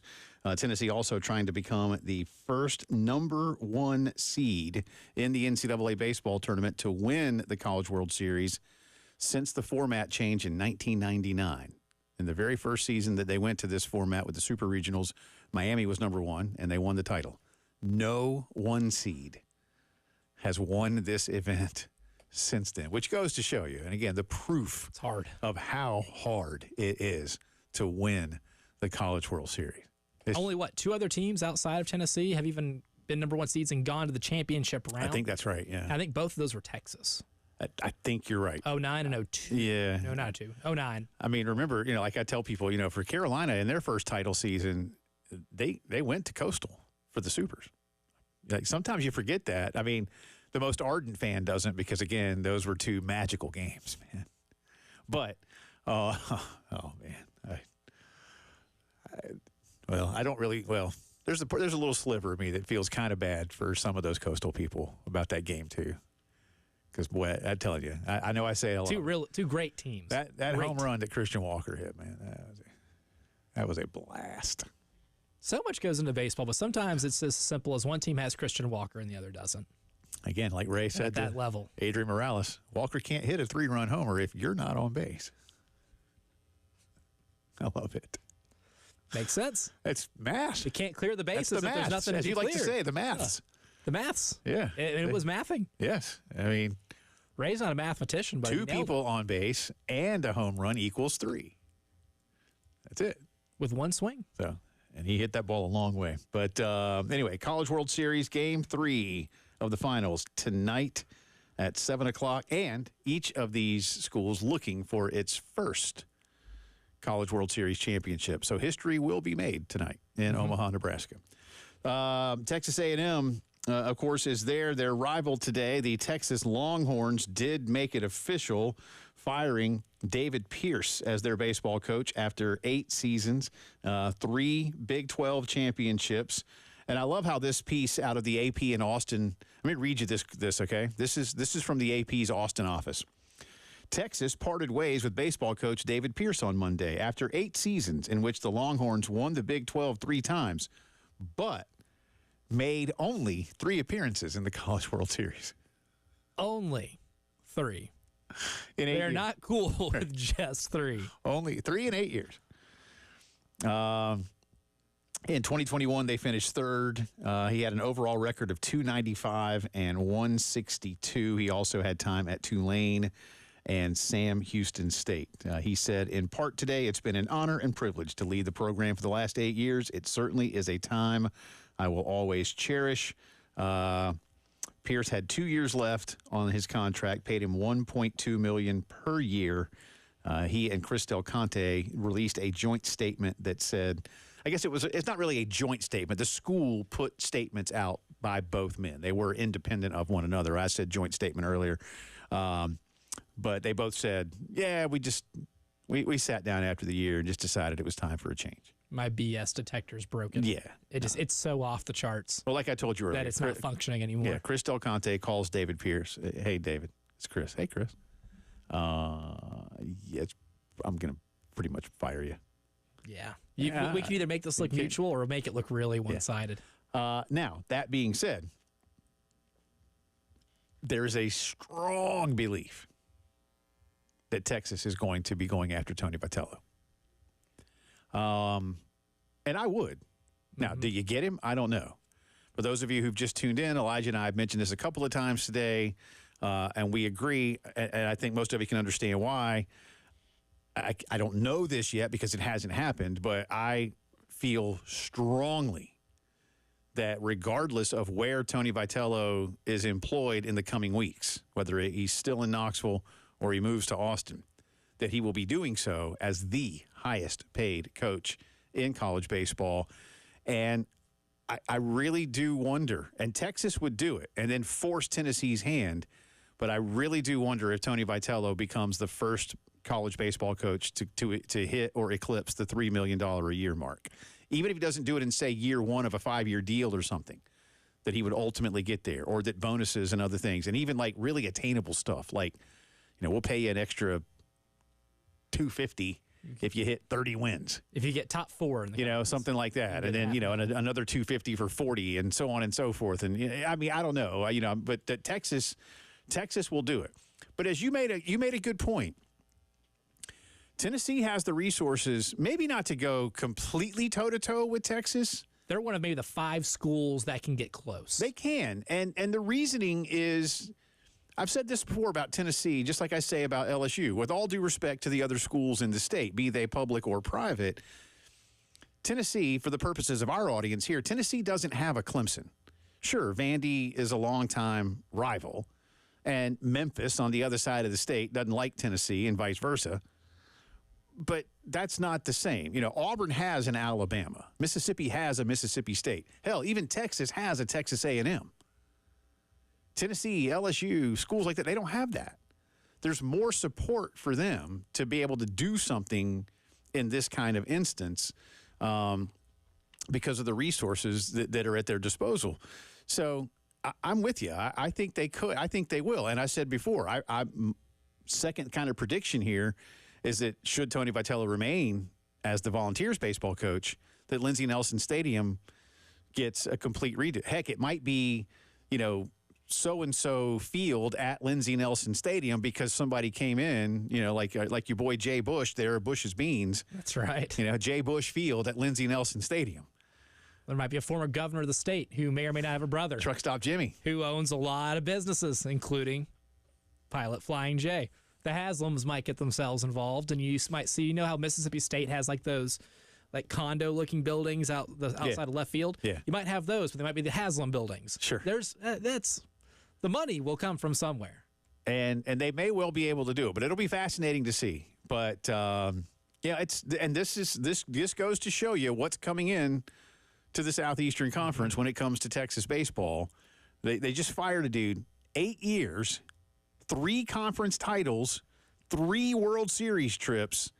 Yeah, it's not good enough. Coaching almost a decade for that school and almost going 500 in terms of Omaha trips. I mean, it's like dangerously close. That's insane. The relative things that happened here in Columbia and in Austin are so eerily similar, and yet goes to show you how far Carolina had fallen relative to how far Texas thinks it's fallen. And I'm not saying I don't care what Texas does or doesn't do. No big deal. This is their decision. But Carolina fans just clamoring to get back would easily take 3 trips to Omaha in the last 8 years. Yeah, certainly. That would be maybe 2. Would be maybe 1. It's been 12 years. What's crazy though, there is with Jim Schlossnagle too, because that's been kind of sprinkled out there a little bit that nothing official that they'd be interested in Schloss, but why wouldn't you at least maybe ask, because it would be hilarious to steal your rival's coach as you enter their league.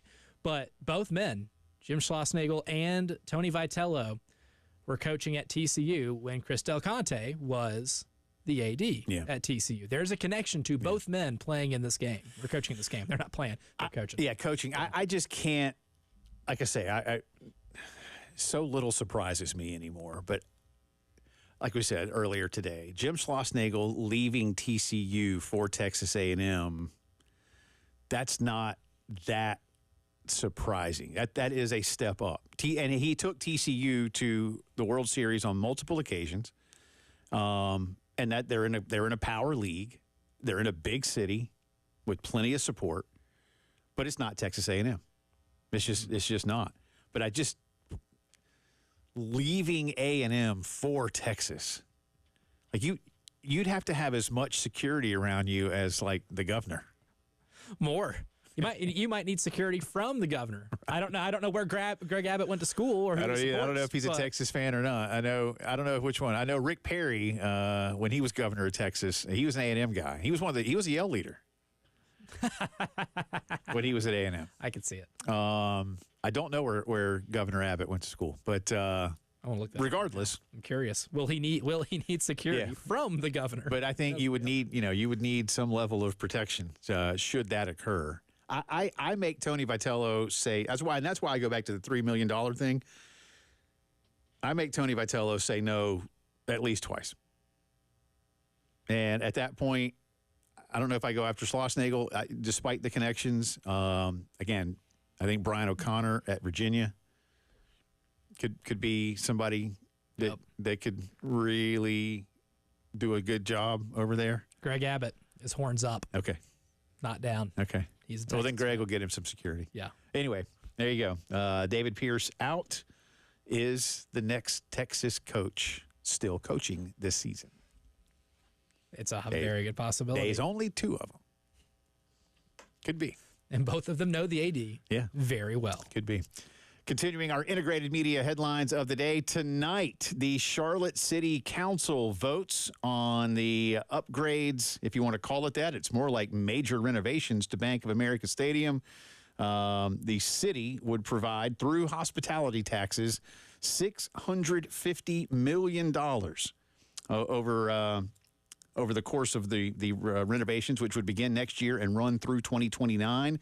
David Tepper, the billionaire owner, and by billionaire, I think a man who's worth more than $20 billion, would provide $150 million up front with, as this particular article puts it from WBTV, with promises to invest hundreds of millions more over the next several years. Are they pinky promises? I promise. You can't violate the pinky promise. That's a fact. When I read this, a Lionel Hutz quote came through my head. Many of you remember the great character Lionel Hutz, voiced by Phil Hartman, the ambulance chaser in Springfield. Homer's in the office one day looking to sue, and Lionel Hutz says, "Mr. Simpson, the law forbids me from promising you a big cash settlement, but between you and me, I promise you a big cash settlement." That's David Tepper. Between you and me. That's David Tepper. Like, hey. Nah, I'm good for it. But look what he did. And by the way, I want to, you know what? Should I read this now? Yes. Yes. Okay. Absolutely. Okay. I got to go back and find it real quick here. Our buddy Joe Person, who's a great friend of the program and our station, of course, covered the Gamecocks for many years before moving to Charlotte to start covering the Panthers about 15 years ago, has a great article. It's more of an opinion piece today.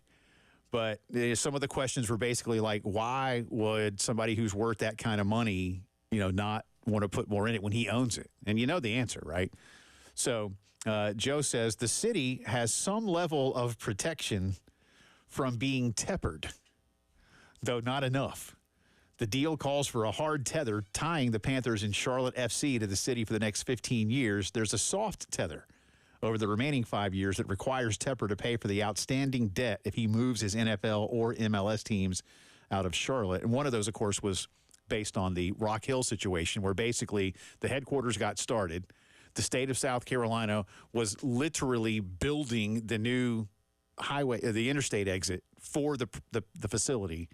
And then Tepper, got his feelings hurt or whatever it was. feelings were and definitely hurt. picked up his ball and went home. Now we can use his last name as a verb for yeah, owners who want to throw a fit. And leave. so how do you, but I loved it when Joe said a level of protection from being teppered. Which, again, if I'm David Tepper, it's embarrassing that I've got to put this in. Like, I've got to, you know, yes, I know what I did. I know how bad it looked. I don't care. But now you don't trust me enough, so I got to go do this.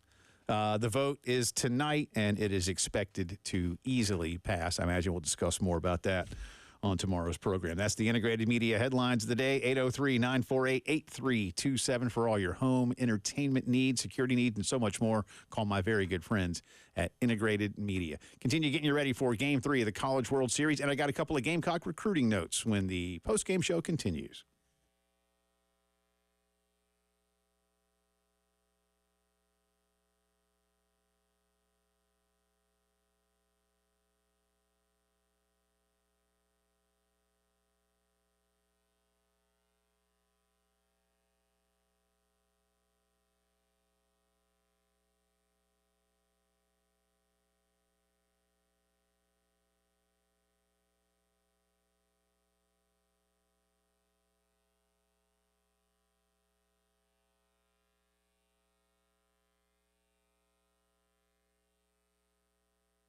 Love telling you about our friends at Cato's Power Equipment. You know, a few weeks ago, Ben was telling us how much grass growth there was because of all the rain, and now all of a sudden it hadn't rained in a couple of weeks. Unfortunately, that does not keep you from needing to get the yard taken care of, mowed, trimmed, edged, whatever it is that you're going to be doing. And right now is a great time to get into Cato's Power Equipment, see what they've got for you. A lot of the companies running some very good sales these days on models that might have hundreds of dollars off. Get into the showroom. See what they've got for you right now. This is especially good for those of you in the landscaping business who maybe need to upgrade the equipment just a little bit, you know, or if you're hiring some new guys, have them with more things to work with than ever before. Get into Cato's and see. Check them out online, catospowerequipment.com. Don't forget the service department can get you up and running again real soon, too. Whether you cut your own yard, you do it for a living. Go see Ben Cato and the team at Cato's Power Equipment.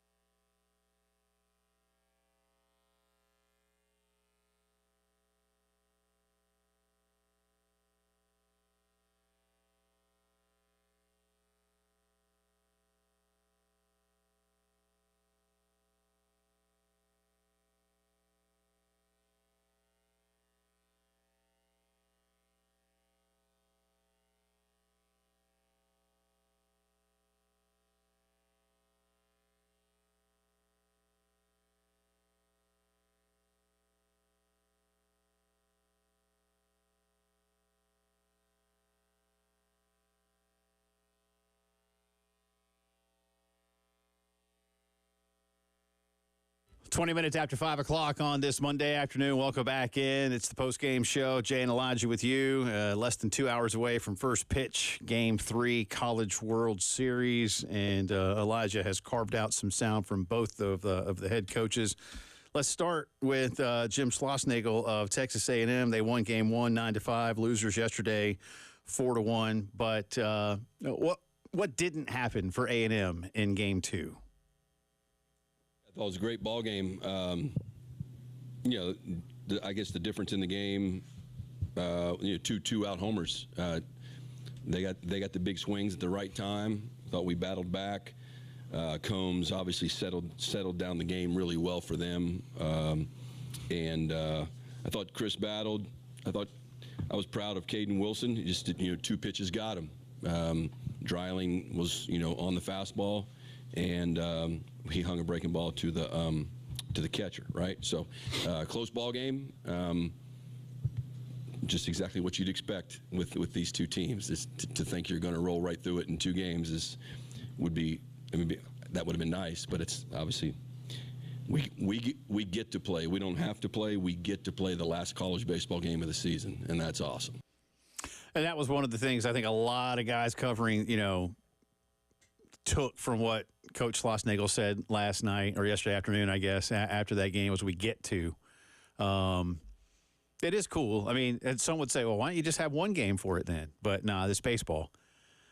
You need. I remember when Carolina, really the one thing that's been changed since this format in '99 was there used to be a one-off championship game until, I guess, 03 or 04, because when Carolina lost to Texas, that was a one game.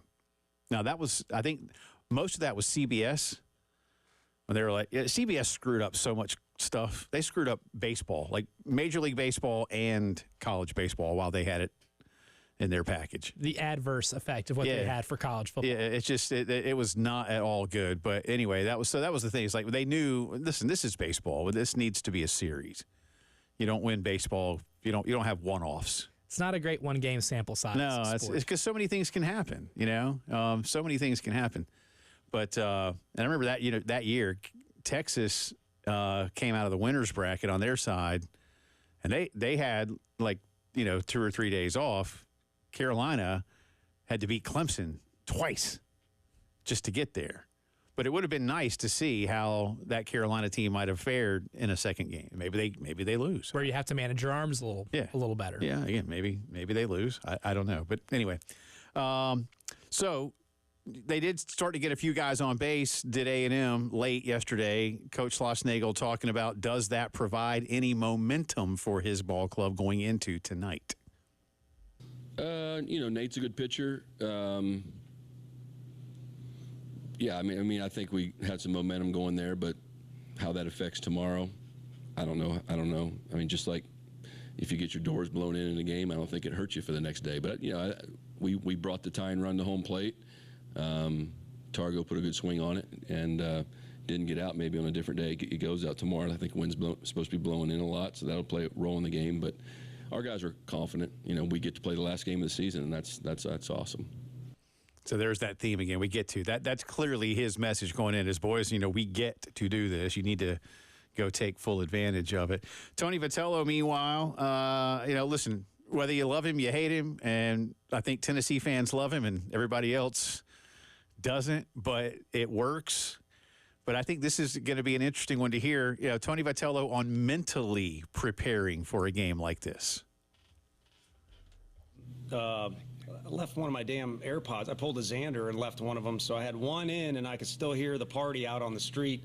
So last night was tough to sleep, but I'll put both those things in, and you just go sound machine, brown noise instead of white noise. For me personally, you can make your own selection.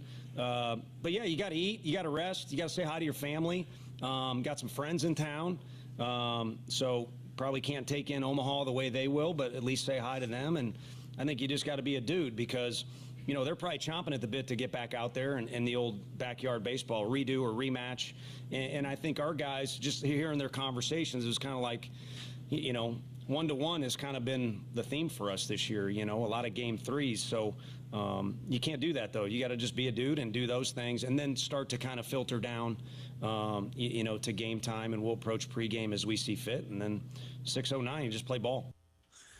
Can you call on me, please? I have a question. Yes, Mr. Phillips. What is brown noise? I'm glad you asked because I just Googled it because I didn't know either. But in science, Brownian noise, also known as brown noise or red noise, is the type of signal noise produced by Brownian motion, hence its alternate name of random walk noise. The term brown noise does not come from the color, but after Robert Brown, who documented the erratic motion for multiple types of inanimate particles in water. The term red noise comes from the white noise / white light analogy. Red noise is strong in longer wavelengths, similar to the red end of the visible spectrum.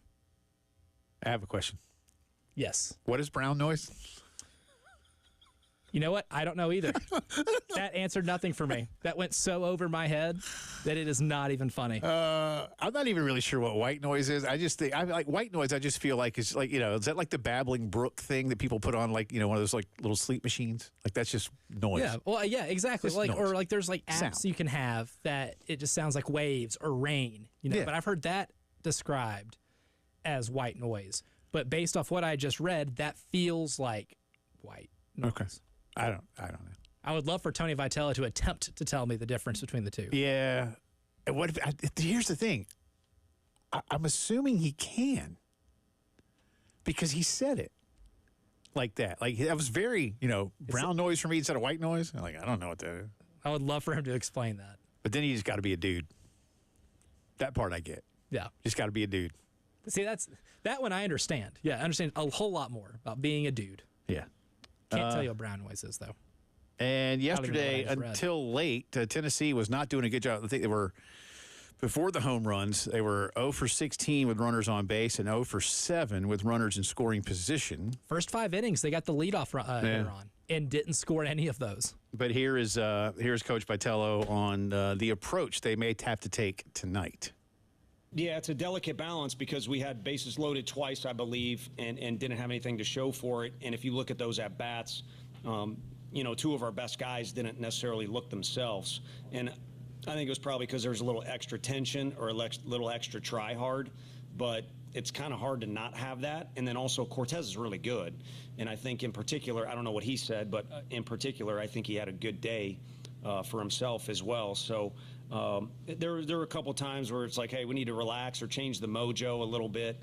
But it was kind of the flow of the game. There's usually a flow to a game, even in the postseason where it's chaos. And, it was challenging for us. And I think the biggest thing is, just to relax and play ball. That's served us well. And I think that the tension stuff that maybe appeared a time or two since we've been here, it clearly doesn't work. Tony Vitello, Jim Schlossnagle going at it tonight. Again, we are about an hour and a half away from first pitch in Omaha. The winner wins the College World Series, and the winner also will win their school's first ever College World Series. Come back on the other side with the drive around the SEC. I will get to that Gamecock baseball recruiting note for you. Charlie Condon wins another big award, and if you thought the Longhorn Network was dead as Texas comes into the SEC, as Lee Corso would say, not so fast, my friend. Drive around the SEC is next.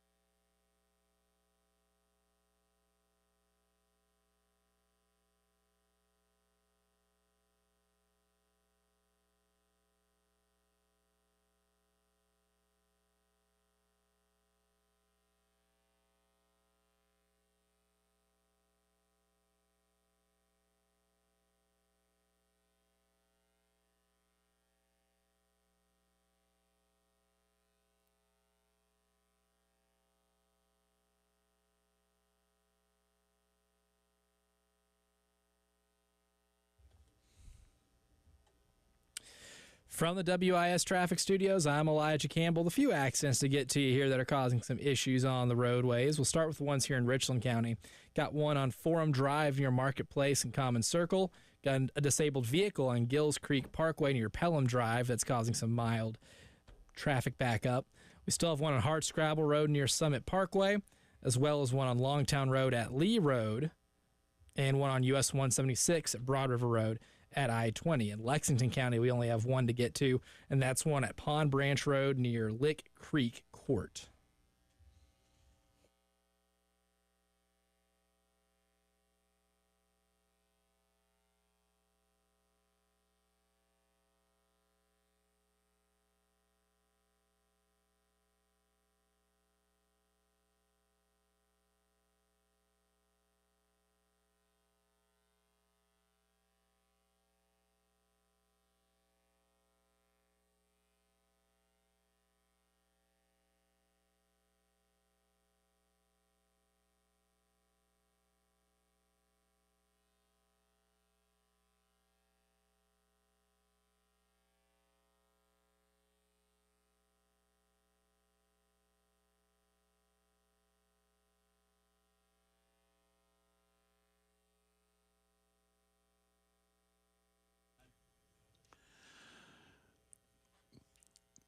It is Drive Around the SEC time on this Monday. Welcome back in. Jay and Elijah with you. I'll start with a little Gamecock baseball recruiting news, courtesy of our buddy Jack Veltri of Gamecock Central. South Carolina landing a transfer portal commitment from a Miami Hurricane left-handed pitcher.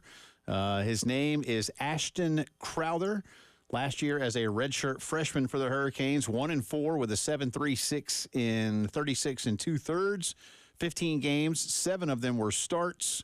Not great with the command, 29 walks to 28 strikeouts, allowed 4 home runs, and is currently pitching for the Brewster Whitecaps in the Cape Cod League with a 3.86 ERA, just 5 strikeouts, 2 walks. Obviously, that league just got going like a week ago, so It just started. probably just one game at this point, but thanks to Jack for passing that along to us.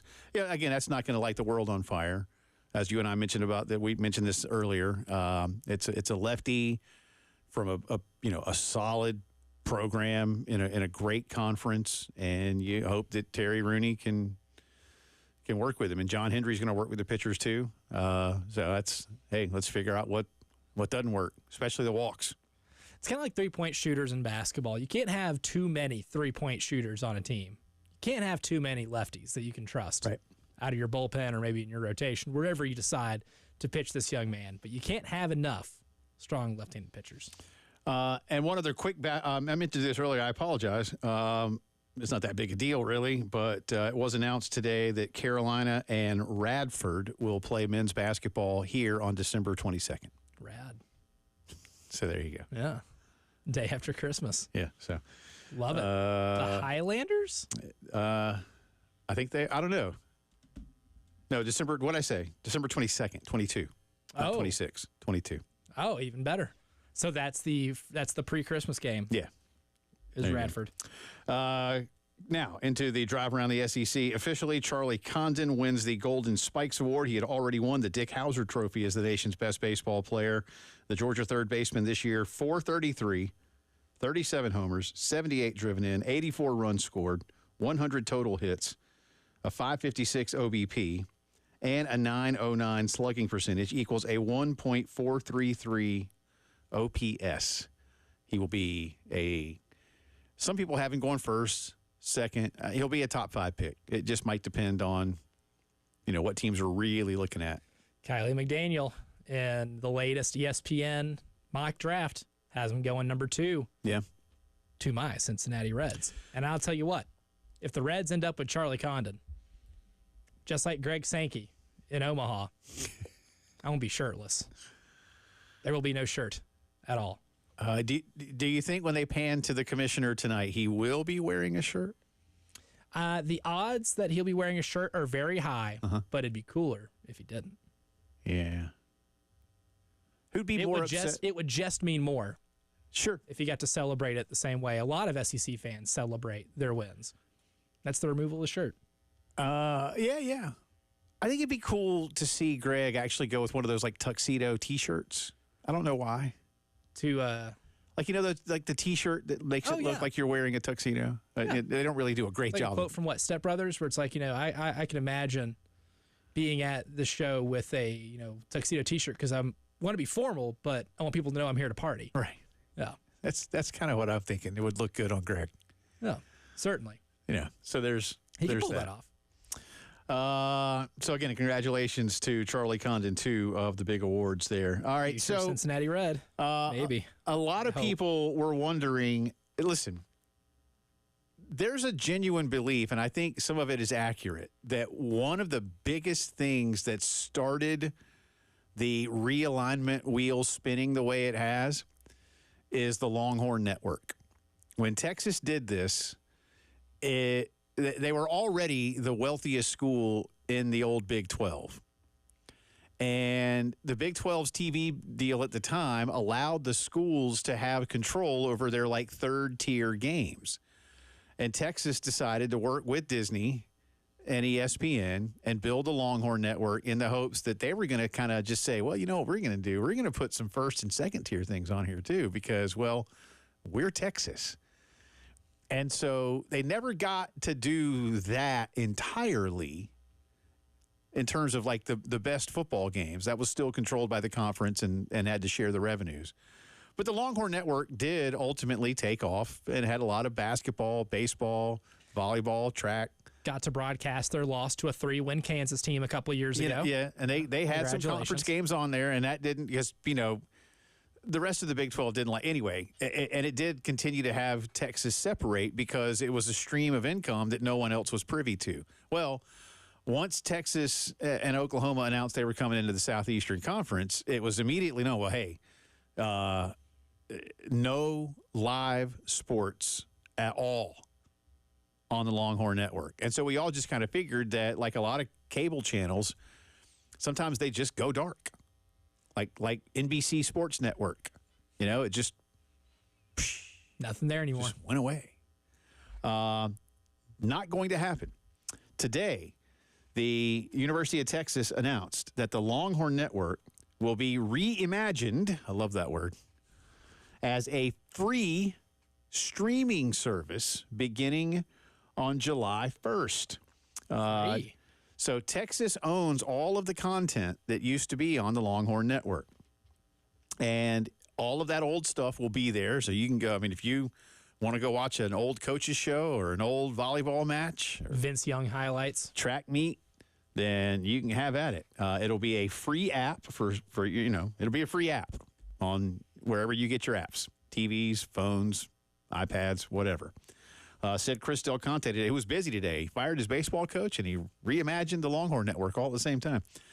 As we set out on our new adventure in the Southeastern Conference, we wanted to I picture Chris with one of those, a backpack, water bottle. Making it sound like this is like a Grapes of Wrath type journey across the country. We wanted to make sure we had a fitting home for video content that tells the story of our athletics department. Our team here, along with the help of Endeavor Streaming and Learfield, have been hard at work to bring this platform to life for Longhorn Nation. It'll be a 24-hour network, replays of classic games. It's currently in development of content franchises with a new series that will debut in the fall. Fans will also be able to watch live football game statcasts with radio play-by-play serving as the audio. So you'll get the statcast with that's cool. And I don't know who does the Texas football, but I'm sure it's somebody famous that they like a lot. Somebody who wears a 10-gallon hat in the radio booth. Oh, you got to. So there you go. And a lot of schools have, look, like Gamecocks Plus has a lot of that kind of content. Now, not the same kind of stuff, but a lot of schools are now going to an app for streaming and providing you more content. So this is nothing new, but you want to keep it as something, and you may as well, but it's really not the same. It's just going to have the same name, but it's not really the same. So the Longhorn Network doesn't officially go away. It just gets reimagined. And once again, speaking of Texas, if you did miss it, and I just alluded to it, David Pierce was fired today as Texas baseball coach after 8 seasons, 3 Big 12 championships, 3 trips to the College World Series as well. Yeah. And again, the AP in Austin, in their report today said, but only made the College World Series 3 times in 8 years, which Elijah and I kind of chuckled at. But that's what you get at Texas. I firmly believe that Tony Vitello is choice 1. I'm not saying that he is going to Texas, but I firmly believe that he is choice number 1 for Texas. And I do believe because of their commitment to baseball and because of what Tennessee is now seeing because of Tony Vitello's work, that Tony Vitello is going to become the first $3 million coach in college baseball history. Yep. At one of those Texas two schools. or Tennessee, yes, at you one should of make those that two investment schools. if you care about the sport. In addition, Texas already has all the facilities. Is Tennessee going to be willing to put in, again, I don't know how much, 30, 40, 50 million. They'll make a promise, but not a David Tepper promise, like a real one. Right. A real promise. Promises. Yeah, I promise you a big cash settlement. Don't Tepper on Tony Vitello if you're Tennessee. That's the drive around the SEC, brought to you by Herndon Chevy, your hometown Chevy dealer. Save $20,000 on new Silverados. Herndon, together, let's drive. Come back on the other side, and I've got an interesting note on why AI may not be the answer for everything. Plus, Elijah says someone has chimed in on the YouTube channel explaining brown noise. So I'm here for it. Yes, let's get learned. All that when the postgame show continues.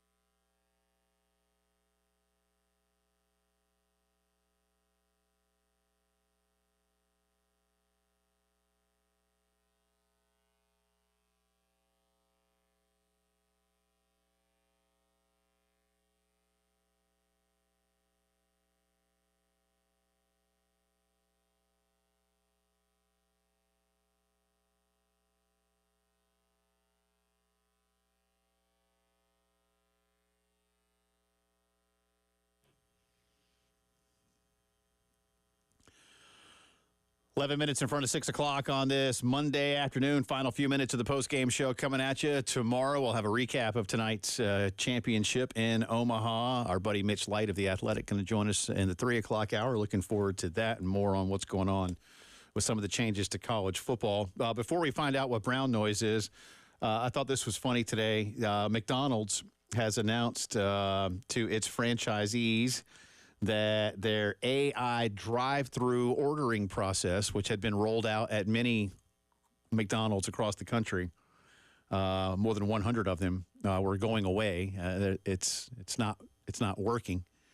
Allen Iverson can only do so much. Folks. It's a lot to ask of one man. One customer said that she had 9 sweet teas ordered or added to her order. Another had 22 orders of chicken McNuggets when they only wanted one. And they're complaining? Well, I think they had to pay for it, though, because, well, you didn't have to pay for it. It's just that, this is what it thought you ordered. Some lady named Madeline Cameron, who's posted on TikTok, that showed her fighting with a McDonald's robot. I don't really think that's exactly what happened. I don't think there's, again, like a C-3PO out there, fighting. I was about to say, hell yeah, where's the link to this? Said she entered a drive-through, placed an order of a vanilla ice cream without caramel, only for the machine to add cream packets instead.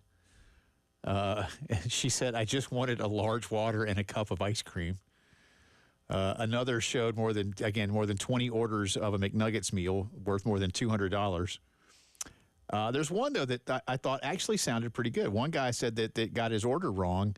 He got a vanilla ice cream, and instead of being topped with caramel, it was an ice cream cone topped with, wait for it, bacon. Ooh. I don't know about that one, Chief. I think I'm okay with that. Ooh. I mean, I'm here for the sweet and savory kind of stuff. I get that appeal, but bacon and ice cream? I mean, I'm not knocking it until I've tried it, man. I would be hesitant to try it. I'd try it. I would absolutely. If you said I'm going to give you a bowl full of vanilla ice cream and put like crumbled bacon over the top of it, I'd be like, yep. I am here for that. I'm not paying to try it, though. I will say that. Yeah, if you want to. Yeah, well, no, I would probably too risky. Just prefer a small little sample, like they give the little taster cup. Yeah, like the little little sample spoon. Yeah, well, give me 2 of those with just enough, if it's bacon bits or whatever you want to put on there. I would do that. I'm here for that. I'm expecting caramel. McDonald's has spent a lot of money on AI. They even started up their own AI thing called McD Labs, and then they sold it to IBM. It ain't working. It'll be back. It'll be back. I mean, the AI boom here, man, this is going to be like a lot of things in life. It's like, it sounds great. Great in theory. Until it doesn't work at all. And then guess what you have to have? Who you have to have come in and fix it? A human. Yeah, a person. Yeah, when AI starts. How about that? When AI starts fixing AI, like that. Speaking of Allen Iverson, that'll be a good bit, for a commercial in a few years. This AI doesn't work, but this AI does. Oh, we already have one. Yeah, there's already an Allen Iverson commercial. So, have him come in. Forget which company does it, but there is one that exists. Fixing stuff. So, I don't know if they had any of these. Quite honestly, I haven't been to a McDonald's in quite a while. Nothing against it. Only thing I ever got at McDonald's recently is breakfast, anyways. The sausage, egg, and cheese McMuffin, for my money, still the best menu item that they have. I like that McGriddle, the bacon, egg, and cheese McGriddle, or the one with sausage. I don't care which. They even make a McGriddle now with the chicken. Oh, yeah, interesting. Yeah, bold. It's good. Very bold. Put an egg on it. It's even better. Why not? Talking. All right, so Tony Vitello says he's not a white noise guy. He's a brown noise guy. I had to raise my hand twice and ask Elijah Campbell earlier in today's program what brown noise is, and then he read something, and that's why I had to ask twice. It was the Wikipedia page, which is supposed to add a little bit of clarity. Yeah, it made it worse. Spoiler alert, it did not. Yeah, that's like AI. So It made it worse. But thankfully, like our AI analogy, a human has come in and helped us here with the explanation. Our guy Max Styles comments on the YouTube stream, says white noise is the old static/snow TV signal after the station went off the air. Brown noise is what it sounded like when you fell asleep in the back of the Oldsmobile with your ear pressed on the seat. Okay. That helps. It helps a little bit. It paints a picture, at least. It gives me some examples, and I'm a sucker for a good example.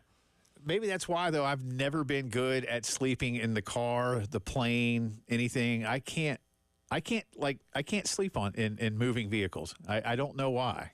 Oh, I can sleep anywhere, like a baby. Yeah, I can't, man. I mean, I suppose there might be anyway, I probably can't. I sleep like on airplanes and like to the point like my neck hurts because it's in a bad position. Yeah. I'll sleep. Well, that's good. Y'all have a good night. We'll do it again tomorrow. See you.